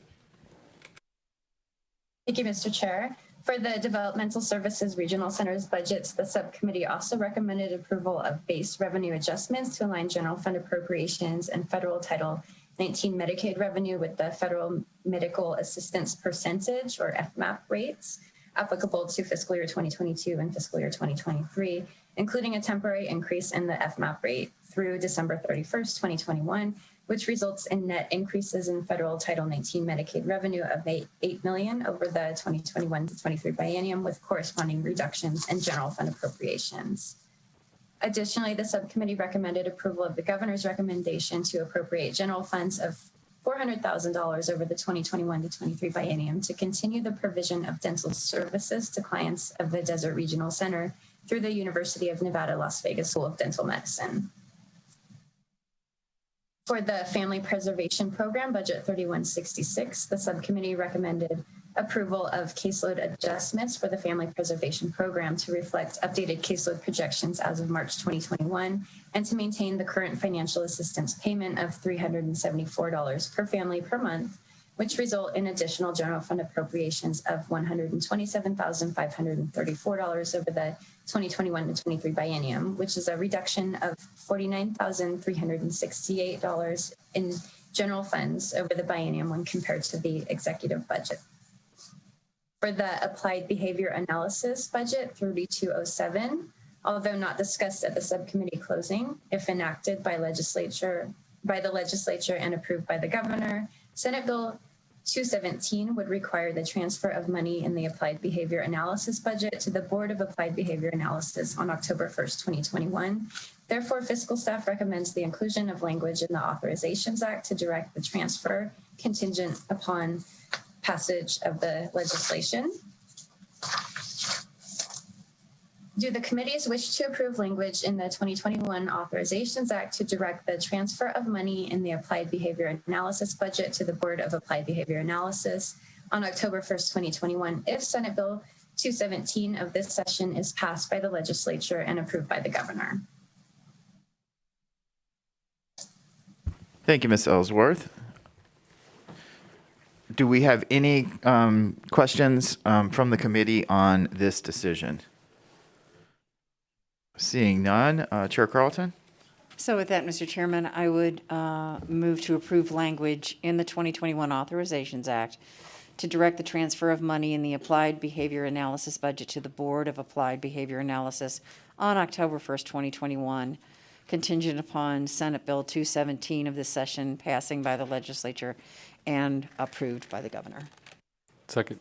I have a motion from Chair Carlton, and a second from Senator Dennis. Any discussion on the motion? All in favor, aye. Aye. All opposed, nay. And that motion passes unanimously with all the members present.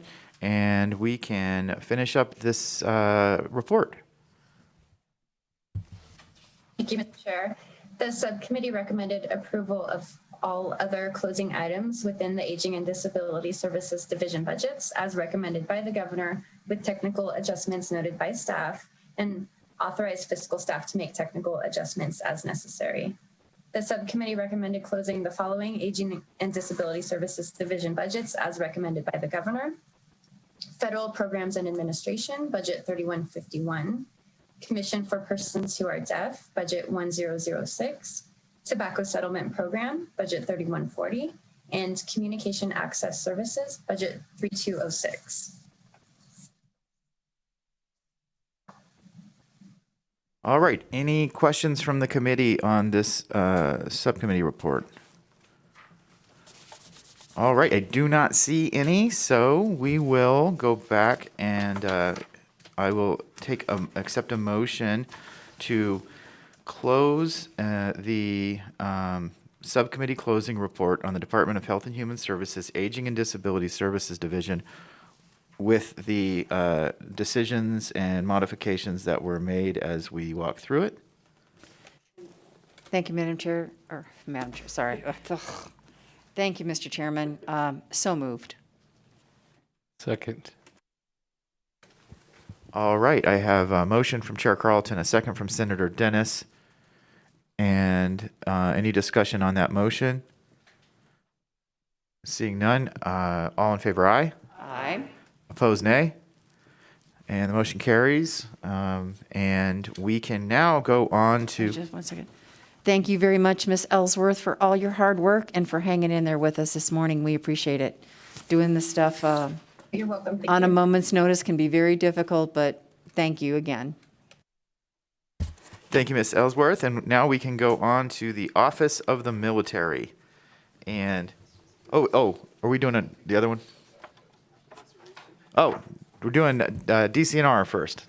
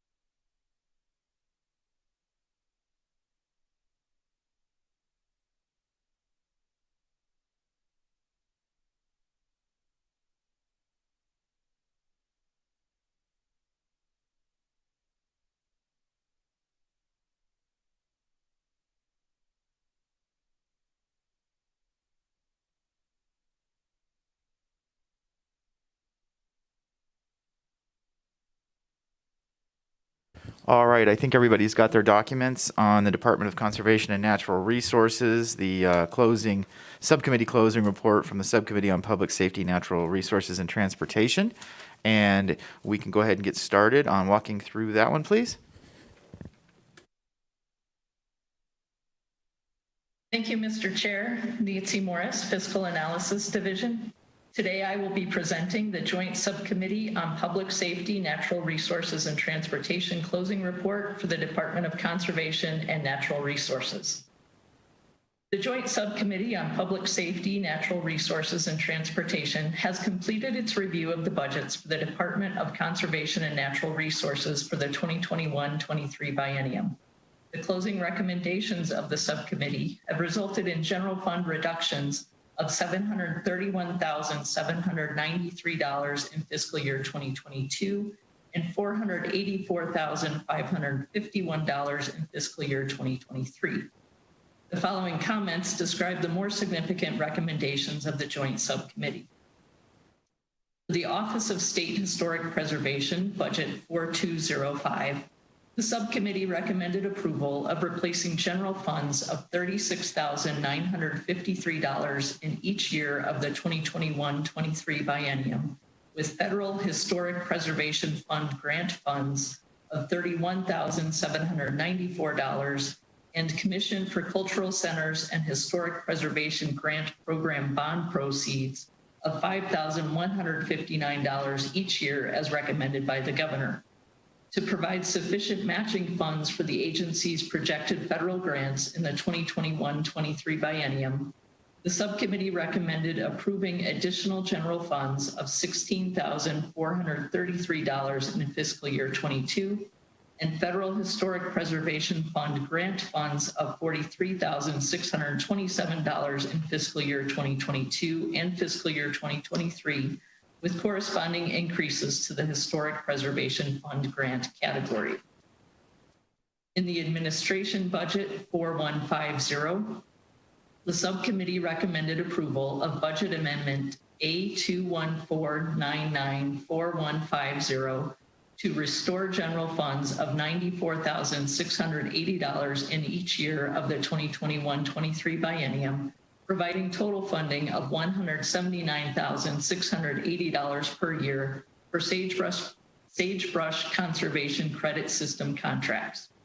The subcommittee also recommended approval of budget amendment A214444150 to add one personnel officer position to perform department-wide duties and improve consistency across the department, funded with federal funds transferred in from the Division of Environmental Protection Administration budget of $194,393 over the 2021-23 biennium.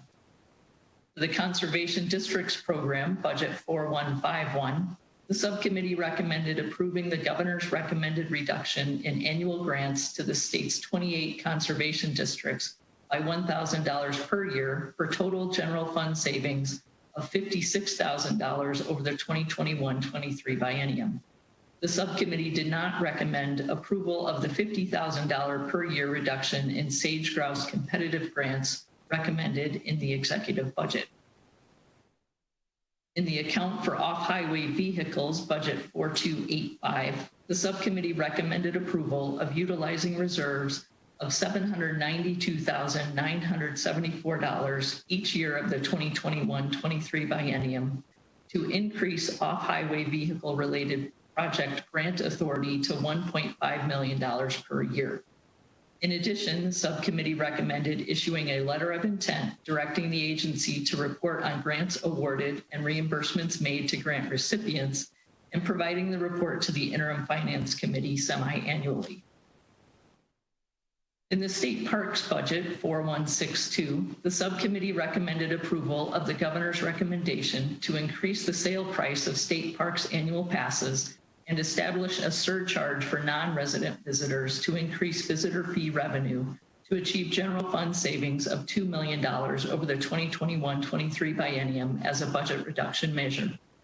The subcommittee also recommended approval of the governor's recommendation to support an increase in ongoing operating and routine maintenance costs with noted technical adjustments funded with additional general fund appropriations of $474,022 over the 2021-23 biennium. Additionally, the subcommittee recommended a letter of intent be issued to direct the agency to report on an annual basis to the Interim Finance Committee on costs incurred in the account for maintenance of state parks and the account for maintenance of state park facilities and grounds budgets. The subcommittee also recommended approval of the governor's recommendation to reduce revenue transferred in from the Commission on Tourism by $462,839 over the 21-23 biennium and to increase general fund appropriations by $403,423 in fiscal year 2022 to offset a portion of the reduced transfer revenue to continue funding for seasonal staffing. Additionally, the subcommittee recommended approval of the governor's recommendation for one-time general fund appropriations of $39,442 over the 2021-23 biennium to fund continued site improvements at the Elgin Schoolhouse State Historic Site. For the Water Resources Budget 4171, the subcommittee recommended approving replacing general funds of $613,156 over the 21-23 biennium with water district assessments to support a portion of the personnel costs for 5 positions in this budget as a temporary general fund savings measure. The subcommittee recommended not approving budget amendment A215014171, which recommended general funds of $2.1 million in fiscal year 2022 for repair and maintenance costs of the South Fork Dam, with the understanding that Assembly Bill 465 includes $2.1 million for construction costs for repair and maintenance of the South Fork Dam, and the one-shot appropriation would provide flexibility for the funding to be used in both years of the 2021-23 biennium. In the Forestry Budget 4195, the subcommittee recommended approval of the governor's recommendation to continue 4 positions, including 3 foresters and 1 management analyst, that were approved during the interim to support hazardous fuel reduction work.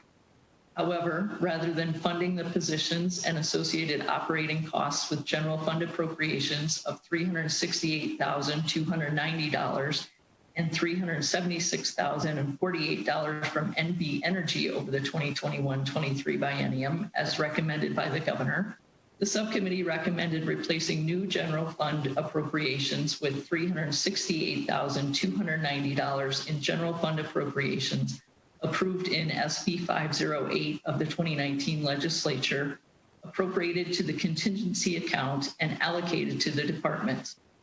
Additionally, to facilitate the use of the funds, the subcommittee recommended approval of language in the 2021 Appropriations Act to require the transfer of funds from the SB 508 allocation to the forestry budget to support the costs of the 4 positions. Upon further review, language in the Authorizations Act to allow for the balance forward of $368,290 of the SB 508 allocation from fiscal year 2021 to the 2021-23 biennium to support the cost of the positions would be more appropriate. The subcommittee also recommended approval of the governor's recommendation to transfer in a vacant camp area supervisor position from the conservation camps budget and to reclassify the position to an education and information officer funded with additional general fund appropriations of $187,917 over the 2021-23 biennium. Additionally, the subcommittee recommended approval of the governor's recommendation to reduce uniform vouchers for forestry personnel as a budget reduction measure to realize general fund savings of $57,136 over the 2021-23 biennium. Finally, although not discussed at the subcommittee closing, the Governor's Finance Office has requested authority for the Division of Forestry to balance forward general fund appropriations of $359,795 from Senate Bill 525 of the 2019 legislature for the replacement of service vehicles from fiscal year 2021 to fiscal year 2022 for expenditure in fiscal year 2022, which would require approval of language in the 2021 Appropriations Act to extend the date which funds must be reverted to the general fund from September 17th, 2021 to September 16th, 2022. Do the committees wish to approve language in the 2021 Appropriations Act to enable the balance forward of general fund appropriations of $359,795 from Senate Bill 525 of the 2019 legislature from fiscal year 2021 to fiscal year 2022 for the replacement of service vehicles?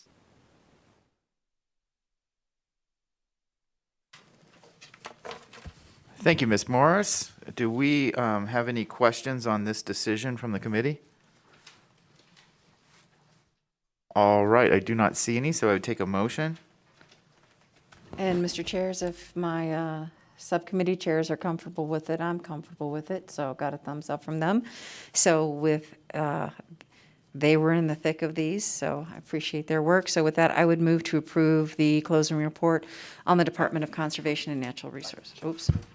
we're at a decision. Oh, I'm sorry, I'm jumping ahead. No, yeah, we're at a decision point here, I on, apologize. on question, or You excuse me, on sure? page You 5. sure I can't just move for the whole report?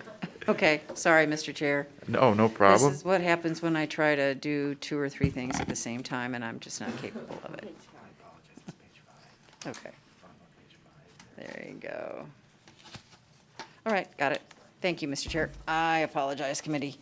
So with that, I would move to approve language in the 2021 Appropriations Act to enable the balance forward of general fund appropriations of $359,795 from Senate Bill 525 of the 2019 legislature from fiscal year 2021 to fiscal year 2022 for the replacement of service vehicles. Second. I have a motion from Chair Dennis and a second from Senator, excuse me, I have a motion from Chair Carlton and a second from Senator Dennis. Any discussion on that motion? Seeing none, all in favor, aye. Aye. Opposed, nay. And the motion passes unanimously with those present. And so we can move on to forestry fire suppression. Thank you, Ms. Morris. Thank you, Mr. Chair. The Forestry Fire Suppression Budget 4196. The subcommittee recommended approval of the governor's recommendation to reduce fire suppression operating supply expenditures as a budget reduction measure to realize general fund savings of $573,320 over the 2021-23 biennium.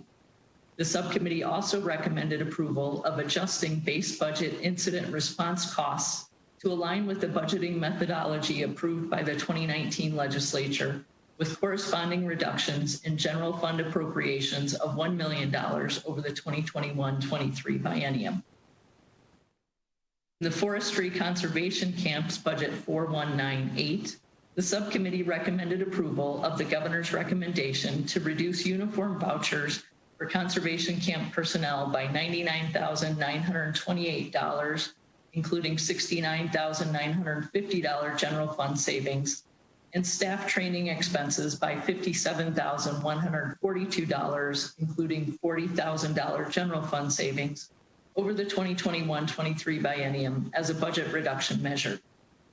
The subcommittee also recommended approval of the governor's recommendation to fund the operation of the Ely Conservation Camp Forestry Program at $150,124, including approximately $105,087 general fund dollars per year in the 2021-23 biennium.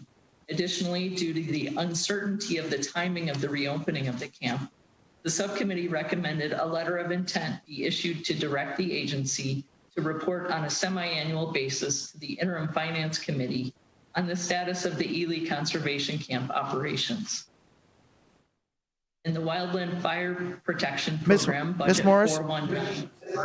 Could we go back to the fire suppression budget 4196 before we get on to the wildland fire protection programs? I just want you to refresh my memory on that. We were reducing that. The subcommittee recommended approval of the governor's recommendation to reduce those operating supply expenditures. And where could you give me just a little bit more detail on that account and where the how we're funding that account? Is it just general funds?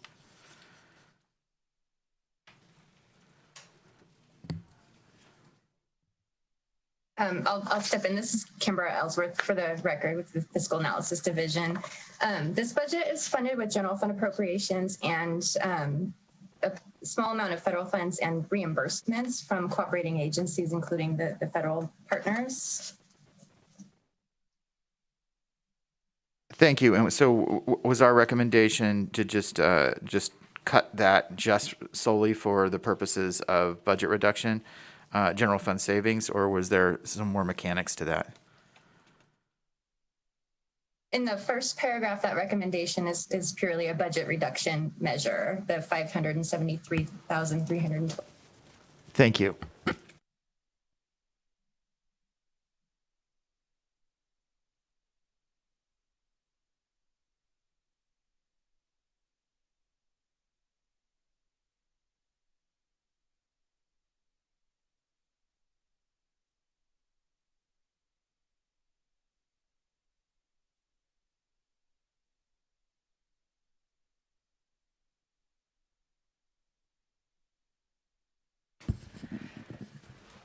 Thank you. I just, I was recalling conversations and I wanted to see if we could clarify a few things. And I think Assemblywoman Peters might be able to help jog my memory. And Thank you, Chair. I appreciate the opportunity to reflect on the subcommittee hearing where I believe that the division made statements that they felt they could come back to request emergency allocations if they felt it was necessary, and that they felt at this point they had the appropriate amount of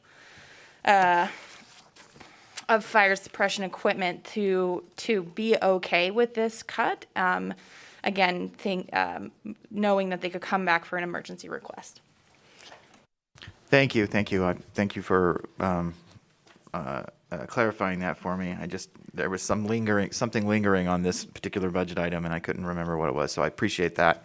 And I don't have any other questions on that, so we can get back to Wildland Fire Protection Program if nobody else has any other questions on that. Okay, thank you. Thank you, I appreciate that. All right, Ms. Morris, we can jump right into Wildland Fire Protection Program. Thank you. On page 7, Wildland Fire Protection Program, Budget 4194. The subcommittee recommended approval of increasing county participation funds to $3.6 million over the 2021-23 biennium to reflect anticipated annual revenue based on current program participation and updated assessments, which is an increase of $95,287 over the biennium when compared to the executive budget. In the Forestry Nurseries budget 4235, recognizing that the agency does not anticipate completing all 55 deferred maintenance projects recommended by the governor over the 2021-23 biennium, the subcommittee recommended approval of 40 deferred maintenance projects funded with reserves of $220,360 in fiscal year 2022, resulting in cost savings of $119,850 when compared to the executive budget. In the state lands budget 4173, the subcommittee recommended approval of the governor's recommendations for budget reductions to reduce IT and travel costs for general fund savings totaling $6,742 over the 2021-23 biennium. In the Nevada Natural Heritage Budget 4101, the subcommittee recommended approving general fund appropriations of $200,000 in fiscal year 2022 for contract scientists to develop a method to understand the impacts of Nevada's ecosystems on carbon flow in the state and provide data to inform the state's greenhouse gas emissions report. To support the ongoing project and allow the agency to utilize the funds in both years of the 2021-23 biennium, the subcommittee recommended approval of language in the Appropriations Act to allow for the transfer of general funds from fiscal year 2022 to fiscal year 2023 for this purpose. In the DEP Air Quality Budget 3185, the subcommittee recommended approval of the governor's recommendation to add a new environmental scientist position to support Nevada climate initiative efforts, funded with revenue totaling $213,205 over the 2021-23 biennium, transferred in from the Fund for Cleaning Up Discharges of Petroleum, contingent upon the passage of enabling legislation. Additionally, the subcommittee recommended approval of a budget amendment to reclassify 4 positions to align the position classifications with the duties and responsibilities performed by the positions, funded with additional fee revenue of $200,386 transferred in from the account for the management of air quality and the chemical hazard prevention budgets over the 2021-23 biennium. In the DEP Materials Management and Corrective Action Budget 3187, the subcommittee recommended approval of the governor's recommendation to add a new administrative assistant position to serve as a central file manager for the Bureau of Corrective Actions, funded with budgetary transfers and federal funds totaling $134,295 over the 2021-23 biennium. The subcommittee also recommended approval of the governor's recommendation of additional funding of $2.5 million over the 2021-23 biennium transferred from the hazardous waste management budget to support ongoing environmental cleanup efforts at the Anaconda Copper Mine site located in Lyon County. Lastly, the subcommittee recommended approval of the governor's recommendation of additional funding of $5.1 million over the 2021-23 biennium, comprised of budgetary transfers and federal funds to support environmental mitigation, assessment, and remediation consulting services for identified sites throughout the state on an as-needed basis for emergency cleanups. In the DEP State Revolving Fund Administration, Budget 3189, the subcommittee recommended approval of the governor's recommendation to utilize loan servicing fee reserves of $70,000 over the 2021-23 biennium to support the provision of technical assistance to wastewater systems. The subcommittee also recommended approval of additional federal drinking water grant funds of $299,360 over the 2021-23 biennium to support the provision of additional technical assistance to drinking water systems as recommended by the governor.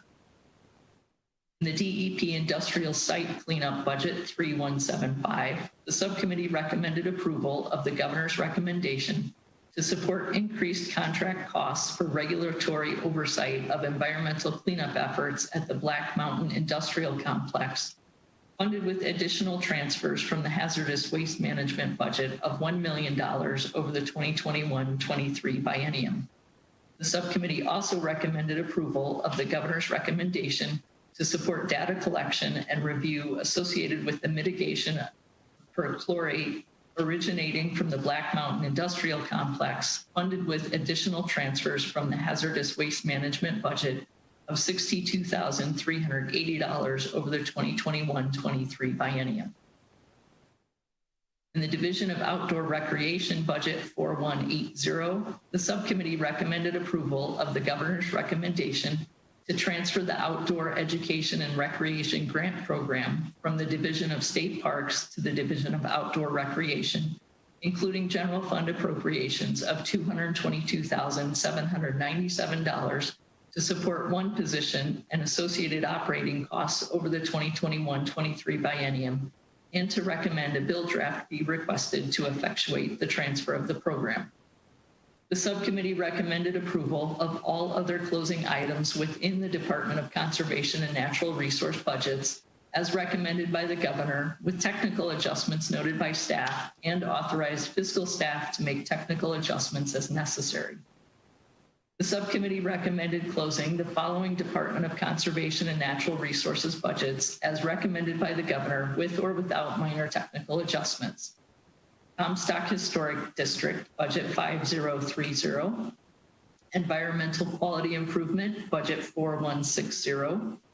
Account to Restore the Sagebrush Ecosystem, Budget 4156.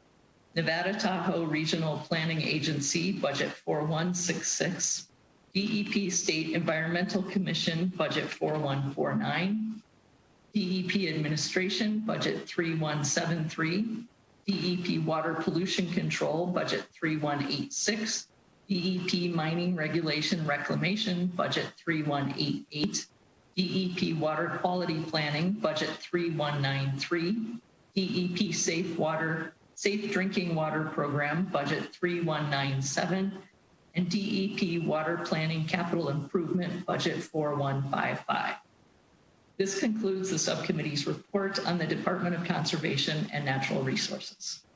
Thank you, Ms. Morris. I appreciate that. Any questions on this subcommittee closing report?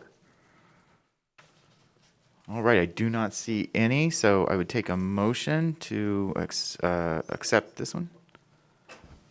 So with that, Mr. Chairman, I'll do it again at the appropriate time. I would move that that we accept the subcommittee closing reports on the Department of Conservation and Natural Resources. Second. I have a motion from Chair Carlton, a second from Senator Dennis. Any discussion on that motion? I do not see any. All in favor, aye. Opposed, nay. And motion carries with unanimously, and we can move on to our next subcommittee report. Thank you very much, Ms. Morris. Appreciate that. And now we have up next wildlife. And so we'll get those documents distributed, and give us just a minute.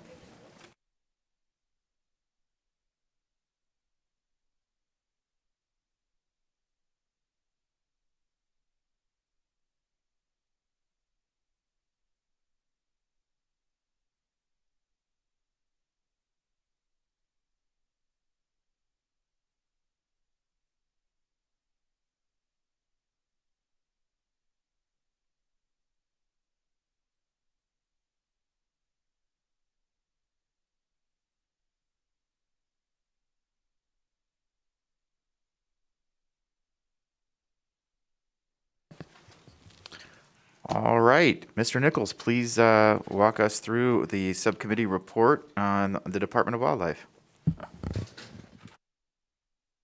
A pleasure, Mr. Chair. Good morning, and committee members as well. For the record, my name is Colby Nichols, Program Analyst, LCB Fiscal Analysis Division. Here today to present the Joint Subcommittee on Public Safety, Natural Resources, and Transportation's closing report for the Department of Wildlife. The Joint Subcommittee on Public Safety, Natural Resources, and Transportation has completed its review of the Department of Wildlife and has made the following recommendations for the department's 21-23 biennial budget. The subcommittee's closing recommendations resulted in no change in general fund appropriations for the 2021-23 biennium, and the following comments describe the more significant recommendations of the subcommittee. For the Director's Office, the subcommittee recommended approval of the Governor's recommendations for deferred maintenance projects at departmental offices, fishery, and wildlife management area facilities, funded with transfers of sportsman's revenue from the Wildlife Fund totaling $1.1 million in fiscal year 22 and $1 million in fiscal year 23.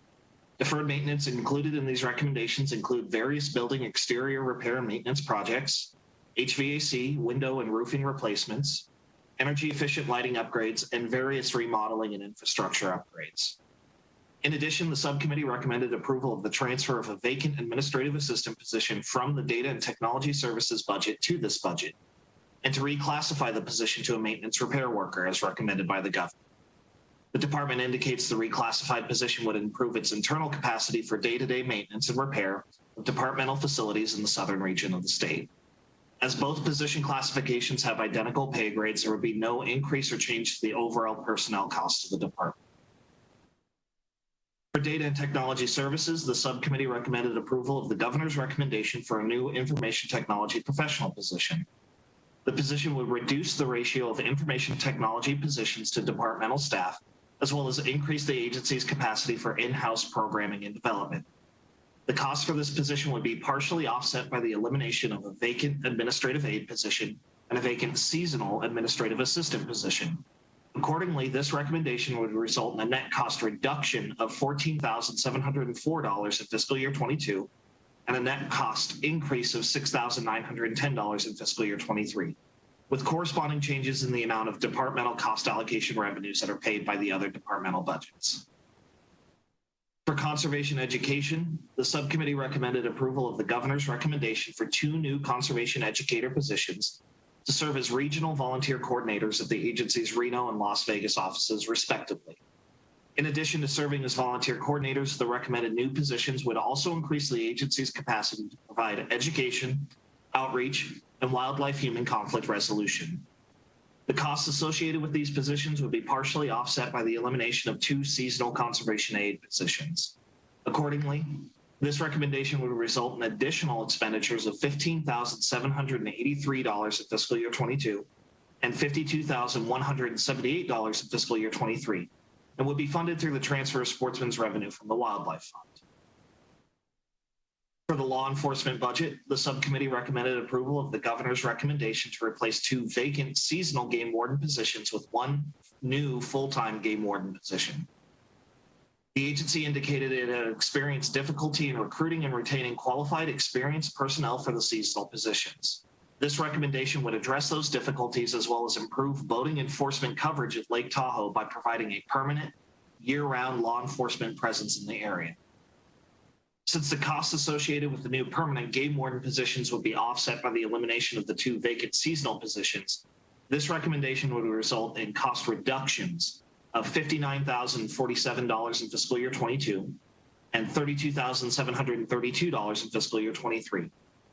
In addition, the subcommittee recommended approval of the governor's recommendation to provide the agency's law enforcement staff with body-worn cameras. This recommendation would add contract costs of $35,502 in each year of the 21-23 biennium and would be funded through the transfers of sportsmen's revenue from the Wildlife Fund. According to the department, this recommendation would increase officer and public safety, as well as meet a public expectation for law enforcement staff to be equipped with body-worn cameras. For the game management budget, the subcommittee recommended approval of the governor's recommendation for one new pilot position and associated costs to provide additional support for the agency's air operations and to reduce the amount of compensatory time paid to existing pilots by reducing the average annual amount of flight hours accrued by each agency pilot. Costs associated with the position will be funded through transfers of sportsmen's revenue, totaling $119,749 in fiscal year 22 and $119,624 in fiscal year 23. For the fisheries management budget, the subcommittee recommended approval of the governor's recommendation to replace 2 contracted positions at the Lake Mead Fish Hatchery with 2 full-time wildlife area technician positions. The net additional costs associated with this recommendation would total $10,598 in fiscal year 22 and $46,949 in fiscal year 23, which would be funded through a combination of federal sports fish restoration grants and the transfer of aquatic invasive species fee revenues transferred from the Wildlife Fund. The recommended new positions would oversee the remaining contracted staff at the Lake Mead facility and address an increase in workload associated with a general increase in boating traffic in the southern region of the state. In addition, the subcommittee recommended approval of the governor's recommendation to replace a contracted position at the Alamo Roadside Inspection Station with a full-time permanent wildlife area technician. This position would provide year-round roadside inspection and decontamination of towed water vessels. And the net additional cost of this recommendation total $4,858 in fiscal year 22 and $21,148 in fiscal year 23, which would be funded through a combination of federal sports fish restoration grants and the transfer of aquatic invasive species fee revenue from the Wildlife Fund. Finally, the subcommittee recommended closing the following Department of Wildlife budget accounts as recommended by the governor. Those include the Diversity Division, budget account 4466, and the Habitat budget account 4467. And that concludes my report on the subcommittee's recommendations for the Department of Wildlife. Thank you very much, Mr. Nichols. Do we have any questions from the committee on this report? I do not see any, so I would accept a motion to close this subcommittee report. I got you, Mr. Speaker. So with that, Mr. Speaker, Mr. Speaker. Mr. Speaker, would you like to do this now? Thank you, Mr. Chairman. So with that, Mr. Chairman, I would move to accept the closing report on the Department of Wildlife. And God, please let it be Saturday soon. Second. I have a motion from Chair Carlton and a second from Senator Dennis. Any discussion on that motion? We have Speaker Frierson has some comments on that motion. I would just like to offer up many of my other speaker obligations. If Mr. Chair is interested, I'm happy to share some of that. I would like to decline that offer. Any other discussion on that motion? All right, seeing none, all in favor, aye. Opposed, nay. And the motion carries. And we can move on to what will be our last subcommittee report this morning, and that is the Office of the Military.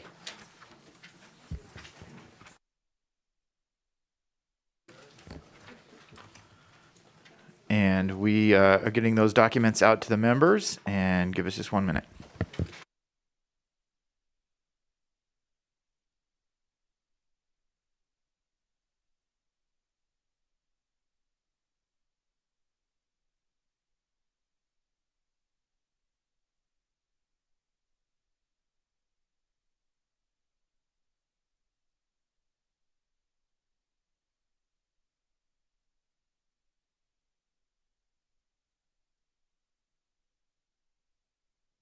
All right, everybody's got their documents. Ms. Mangoba, could you walk us through this subcommittee report, please? Thank you, Mr. Chair. For the record, Jeremy Mangoba from the Fiscal Analysis Division, and I'm here to present the Joint Subcommittee on Public Safety, Natural Resources, and Transportation closing report for the Office of the Military. The Joint Subcommittee on Public Safety, Natural Resources, and Transportation completed its review of the Office of the Military budgets for the 2021-23 biennium. The closing recommendations of the subcommittee resulted in general fund increases totaling $3,508 in fiscal year 22 and $4,500 in fiscal year 23. The subcommittee recommended the following closing actions. For the Office of the Military Budget, the subcommittee recommended approval of federal funds of $3 million, K-12 funding of $1.2 million, and general fund reductions of $190,000 over the 2021-23 biennium to continue the implementation of the Nevada National Guard Youth Challenge Program. The subcommittee further provided authority for fiscal staff to include language in the Appropriations Act to allow the Office of the Military to balance forward unexpended general fund appropriations between fiscal years of the 2021-23 biennium with interim Finance Committee approval. Since the office has not utilized the Nevada National Guard Youth Challenge Program account, which is established in NRS 388D.325, the subcommittee recommended the Money Committees issue a letter of intent requiring the office to research the possible use of the Nevada National Guard Youth Challenge Program account beginning in the 2023-25 biennium. The recommended letter of intent would also require the office to research the ongoing state match funding that will be needed in the 2023-25 biennium once the challenge school is established and enrollment and K-12 funding history is available, and provide a report with its findings to the Interim Finance Committee no later than September 1st of 2022. The subcommittee recommended approving the addition of one new unclassified psychological health manager position for the Office of the Military. The subcommittee also recommended approval of federal funds of $1.8 million over the 2021-23 biennium to establish 2 new STAR-based programs, including 8 new unclassified positions as recommended in Budget Amendment A215-393650.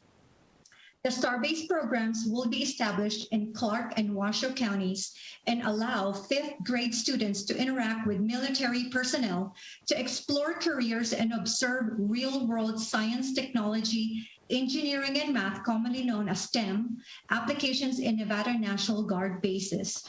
The budget amendment recommends various start dates for the new unclassified positions based on the anticipated September 2022 start date for the federal STAR-based program. After the subcommittee closed the Office of the Military Budget on April 29th, the office was notified by the Federal National Guard Bureau the federal STAR-based program could begin on an earlier date to receive available federal funding in federal fiscal year 2021 for the program. Based on this updated direction from the Federal National Guard Bureau, the office indicates it plans to start the federal STAR-based program by March of 2022. And accordingly, the Governor's Finance Office and the office requested to change the start dates of the new unclassified positions to earlier dates as indicated below. Administrator positions from October 2021 to August 2021, administrative assistant positions from November 2021 to September 2021, and training specialist positions from July 2022 to January 2022. This revision to the start dates would require increased federal funding of $273,464 over the 2021-23 biennium. So do the committees wish to provide fiscal staff with authority to revise the start dates for the 8 new unclassified positions for the STAR-based program, which would require an increase in federal funds of $273,464 over the 2021-23 biennium? Thank you, Ms. Mangoba. Do we have any questions on that decision for the committee? Chair Carlton? And thank you very much, Ms. Mangoba. And my caveat is I was not on this particular subcommittee, so this STAR-based program, that's all encapsulated within our world of STEM, science, technology, engineering, math. It's all part of that. For the record, Jamie Mangoba, it is fiscal staff's understanding that this is a federal Department of Defense program that would provide approximately 25 hours of real-world instruction in STEM in federal National Guard facilities. Staff is unsure if it's part of the global STEM programs. And staff would also note that the Office of the Military is currently working with the Washoe County School District and the Clark County School District to implement this program. I hope that answered your question. Yes, it does. So this will actually take place in the National Guard facilities? So we're going to be taking fifth graders to the National Guard facilities. Okay, that is correct, Assemblywoman Carlton. Thank you. All right, any other questions on this particular decision? All right, I don't see any, so I'd take a motion on this decision. Okay, thank you, Mr. Chairman, and respecting the work that the subcommittee did, I don't want to second guess them, so I would move to provide fiscal staff with authority to revise the start dates for the 8 new unclassified positions for the STAR-based program, which would require an increase in federal funds of $273,464 over the 21-23 biennium. Second. I have a motion from Chair Carlton, a second from Senator Dennis. Any discussion on that motion? All right, all in favor, aye. Opposed, nay. And that motion passes, and we can go ahead and finish up this subcommittee report. Thank you, Mr. Chair. Finally, the subcommittee recommended closing the following Office of the Military budgets as recommended by the governor with minor or technical adjustments.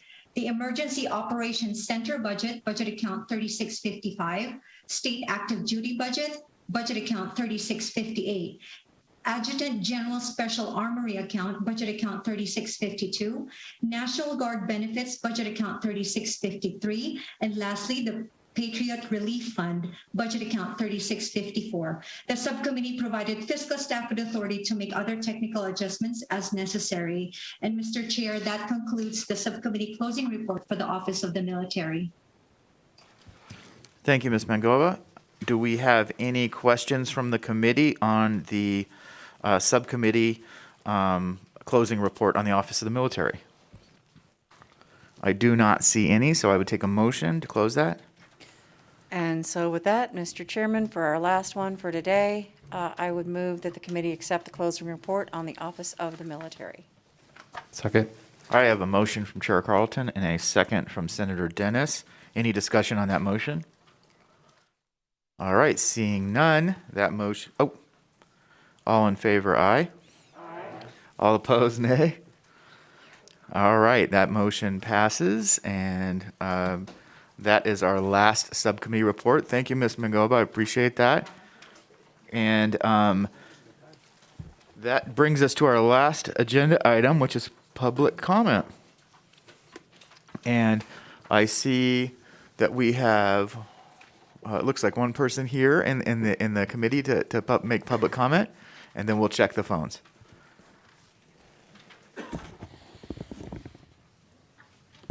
Good morning. Kent Irvin, K-E-N-T-E-R-V-I-N, for the Nevada Faculty Alliance. We work to empower NSHE faculty to be fully engaged in our mission to help students succeed. Regarding the NSHE budget, we appreciate that student caseload growth and capacity enhancements for the 2- and 4-year colleges were funded.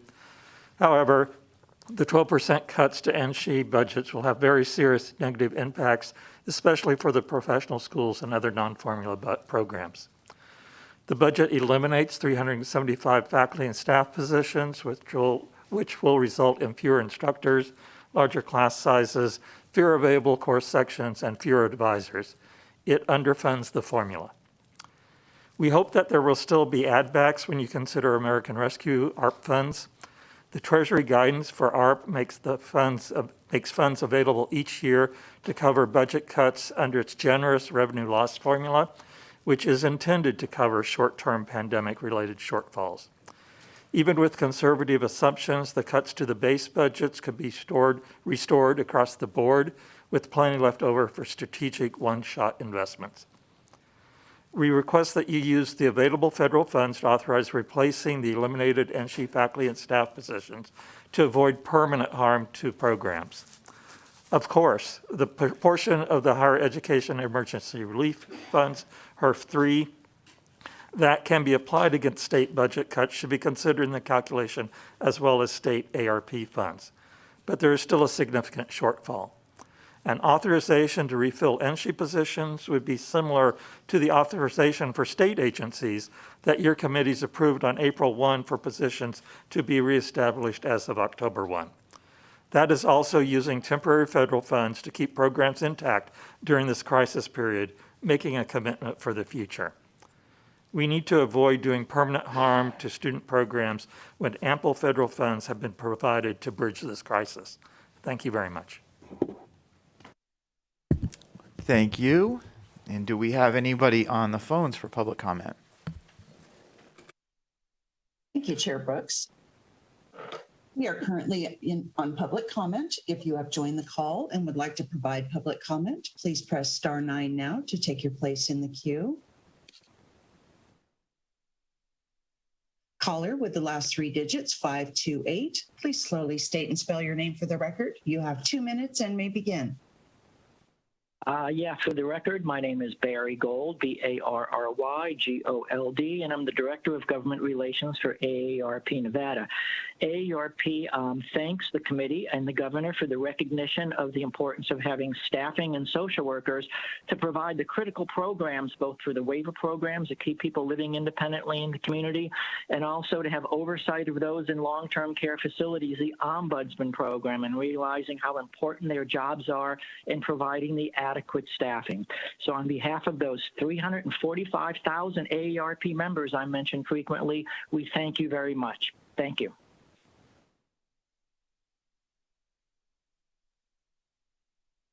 Caller with the last 3 digits, 577. Please slowly state and spell your name for the record. You have 2 minutes and may begin.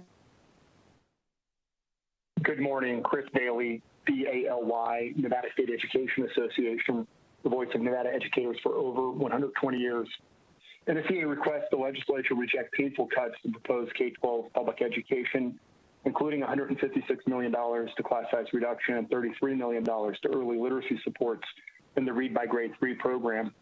On Saturday morning, you'll be hearing the report from the K-12 Budget Subcommittee. K-12 public education has been woefully underfunded for decades, ranking 48th among the states in per pupil funding. Nevada also has the largest student-to-teacher ratio in the country. A $156 million cut to class size reduction over the next biennium would mean a loss of about 1,000 teachers across the state, meaning even more students packed into Nevada classrooms. Common sense tells us, and research confirms it, that the number of students in a class makes a real difference for students and teachers alike. While rapid growth fueled the problem in previous decades, the lack of sufficient funding for school districts is the main reason Nevada ranks dead last in the country. We know smaller class size has real benefits. For students, small class size can help close the racial achievement gap, lead to earlier identification of learning disabilities, improve high school graduation rates, and improve student behavior, and allow for more engagement in lessons. For educators, small class size improves educator morale as it allows for more individual and differentiated instruction, less time on paperwork, and stronger classroom management as teachers become more aware of individual students' strengths and weaknesses. NSA is also very concerned about the proposed $33 million cut over the biennium to early literacy supports. A presentation from Data Insight Partners to the Education Committees earlier this session showed that for the first time ever, Nevada fourth graders are performing at the same level as their national peers, and only 3 states made more progress than Nevada in fourth grade reading achievement over the last decade.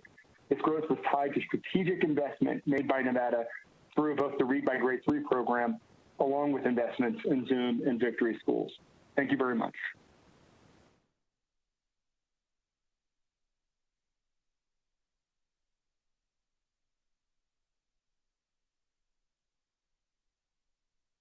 Caller with the last three digits, 653. Please slowly state and spell your name for the record. You have 2 minutes and may begin. Hi, good morning. This is Dora Martinez. Sorry for the background noise. I'm going to make it really quick because I only have 10% on my phone. I represent the Nevada Disability Peer Action Coalition, and I want to ditto what Barry Gold have said. And also, I want to thank all the members of the committee and Chair Carlton. We are people with disability, and we heard your question last Thursday, and it really moved us and touched us, and thank you for hearing people with disabilities' voice in Nevada. Have a great afternoon.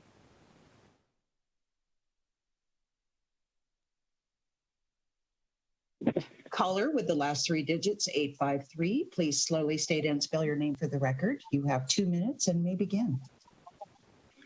Doug Unger, D-O-U-G-U-N-G-E-R, UNLV Chapter President and Southern Nevada Government Affairs, Nevada Faculty Alliance. Please know that the Nevada faculty understand that the legislature has never faced such an unusual whiplash of budgetary decisions as during this session. We also understand that you're facing an ever-shifting state revenue picture and that strategies are not fully in place to spend the $2.7 billion from the American Recovery Plan. This being said, I want to get the message across that our faculty have been working time and a half ever since this pandemic began to make the transitions, adjustments, pivots, to reach out to our students, to make sure that we can still deliver a higher education to them, and that we have done everything we can possibly do to maintain the quality of what we've been doing during this pandemic. We are exhausted. The positions that are missing, that are frozen, that we don't have are making a difference in what we do, and we cannot continue without seeing some of these positions replaced. To give you a personal example, I have a colleague who died of COVID-19 this past summer in my own department. We have not yet been able to replace her position, and we have a hole in our curriculum because of that. We ask you to authorize positions contingent on the availability of federal funds to give us some reinforcements in what we're doing so that we can fulfill our missions. We also ask you to consider restoring the UNLV and UNR schools of medicine budgets, because cutting those budgets during a pandemic makes no sense whatsoever, and because that is a real compromise to the future, because they are the one hope for solving the provider shortage that contributes so much to the healthcare shortfalls in our state. Please do everything you can in these remaining days and going forward to restore some of that 12% budget cut for higher education. Please think of the faculty members. We are in the trenches doing the work every day. We need your assistance. We need more positions. Thank you.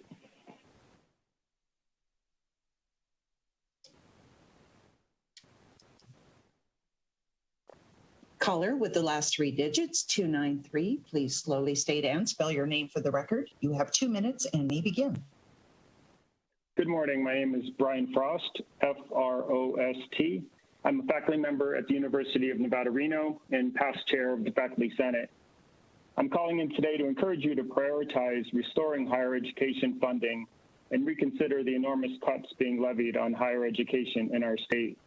I greatly appreciate the comments this morning from Senators Kekeffer, Ganser, and Tolles, asking to restore cuts to higher education, and she continues to be the hardest hit of the state budgets when our state runs into our regular budget crises.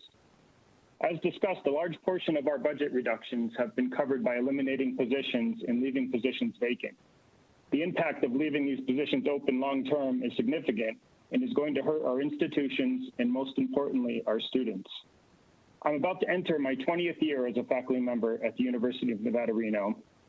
We have, in this state, discussed broadening our economy for much of that time. The colleges and universities across our state are uniquely situated to help bring in high-quality businesses and incubate new businesses and industries. We have very high-quality and incredibly affordable institutions that educate our population and put our state in position to bring in high-quality, well-paying jobs. This is a win-win for everyone across our state. We can help be the solution to broadening our economy with your help. We have seen a large number of budget restorations this morning and over the past couple of days. We have significant dollars of additional revenue in our state, as well as an enormous amount of federal funding coming in, approximately 1/3 of our entire 2-year budget. I ask you to please prioritize restoring the higher education budget and help continue growing and diversifying the economy in our state. Thank you all for your service to our state and for providing me the opportunity to speak this morning. Thank you. Chair Brooks, there are no additional callers with public comment at this time. Thank you. So with that, this meeting is adjourned.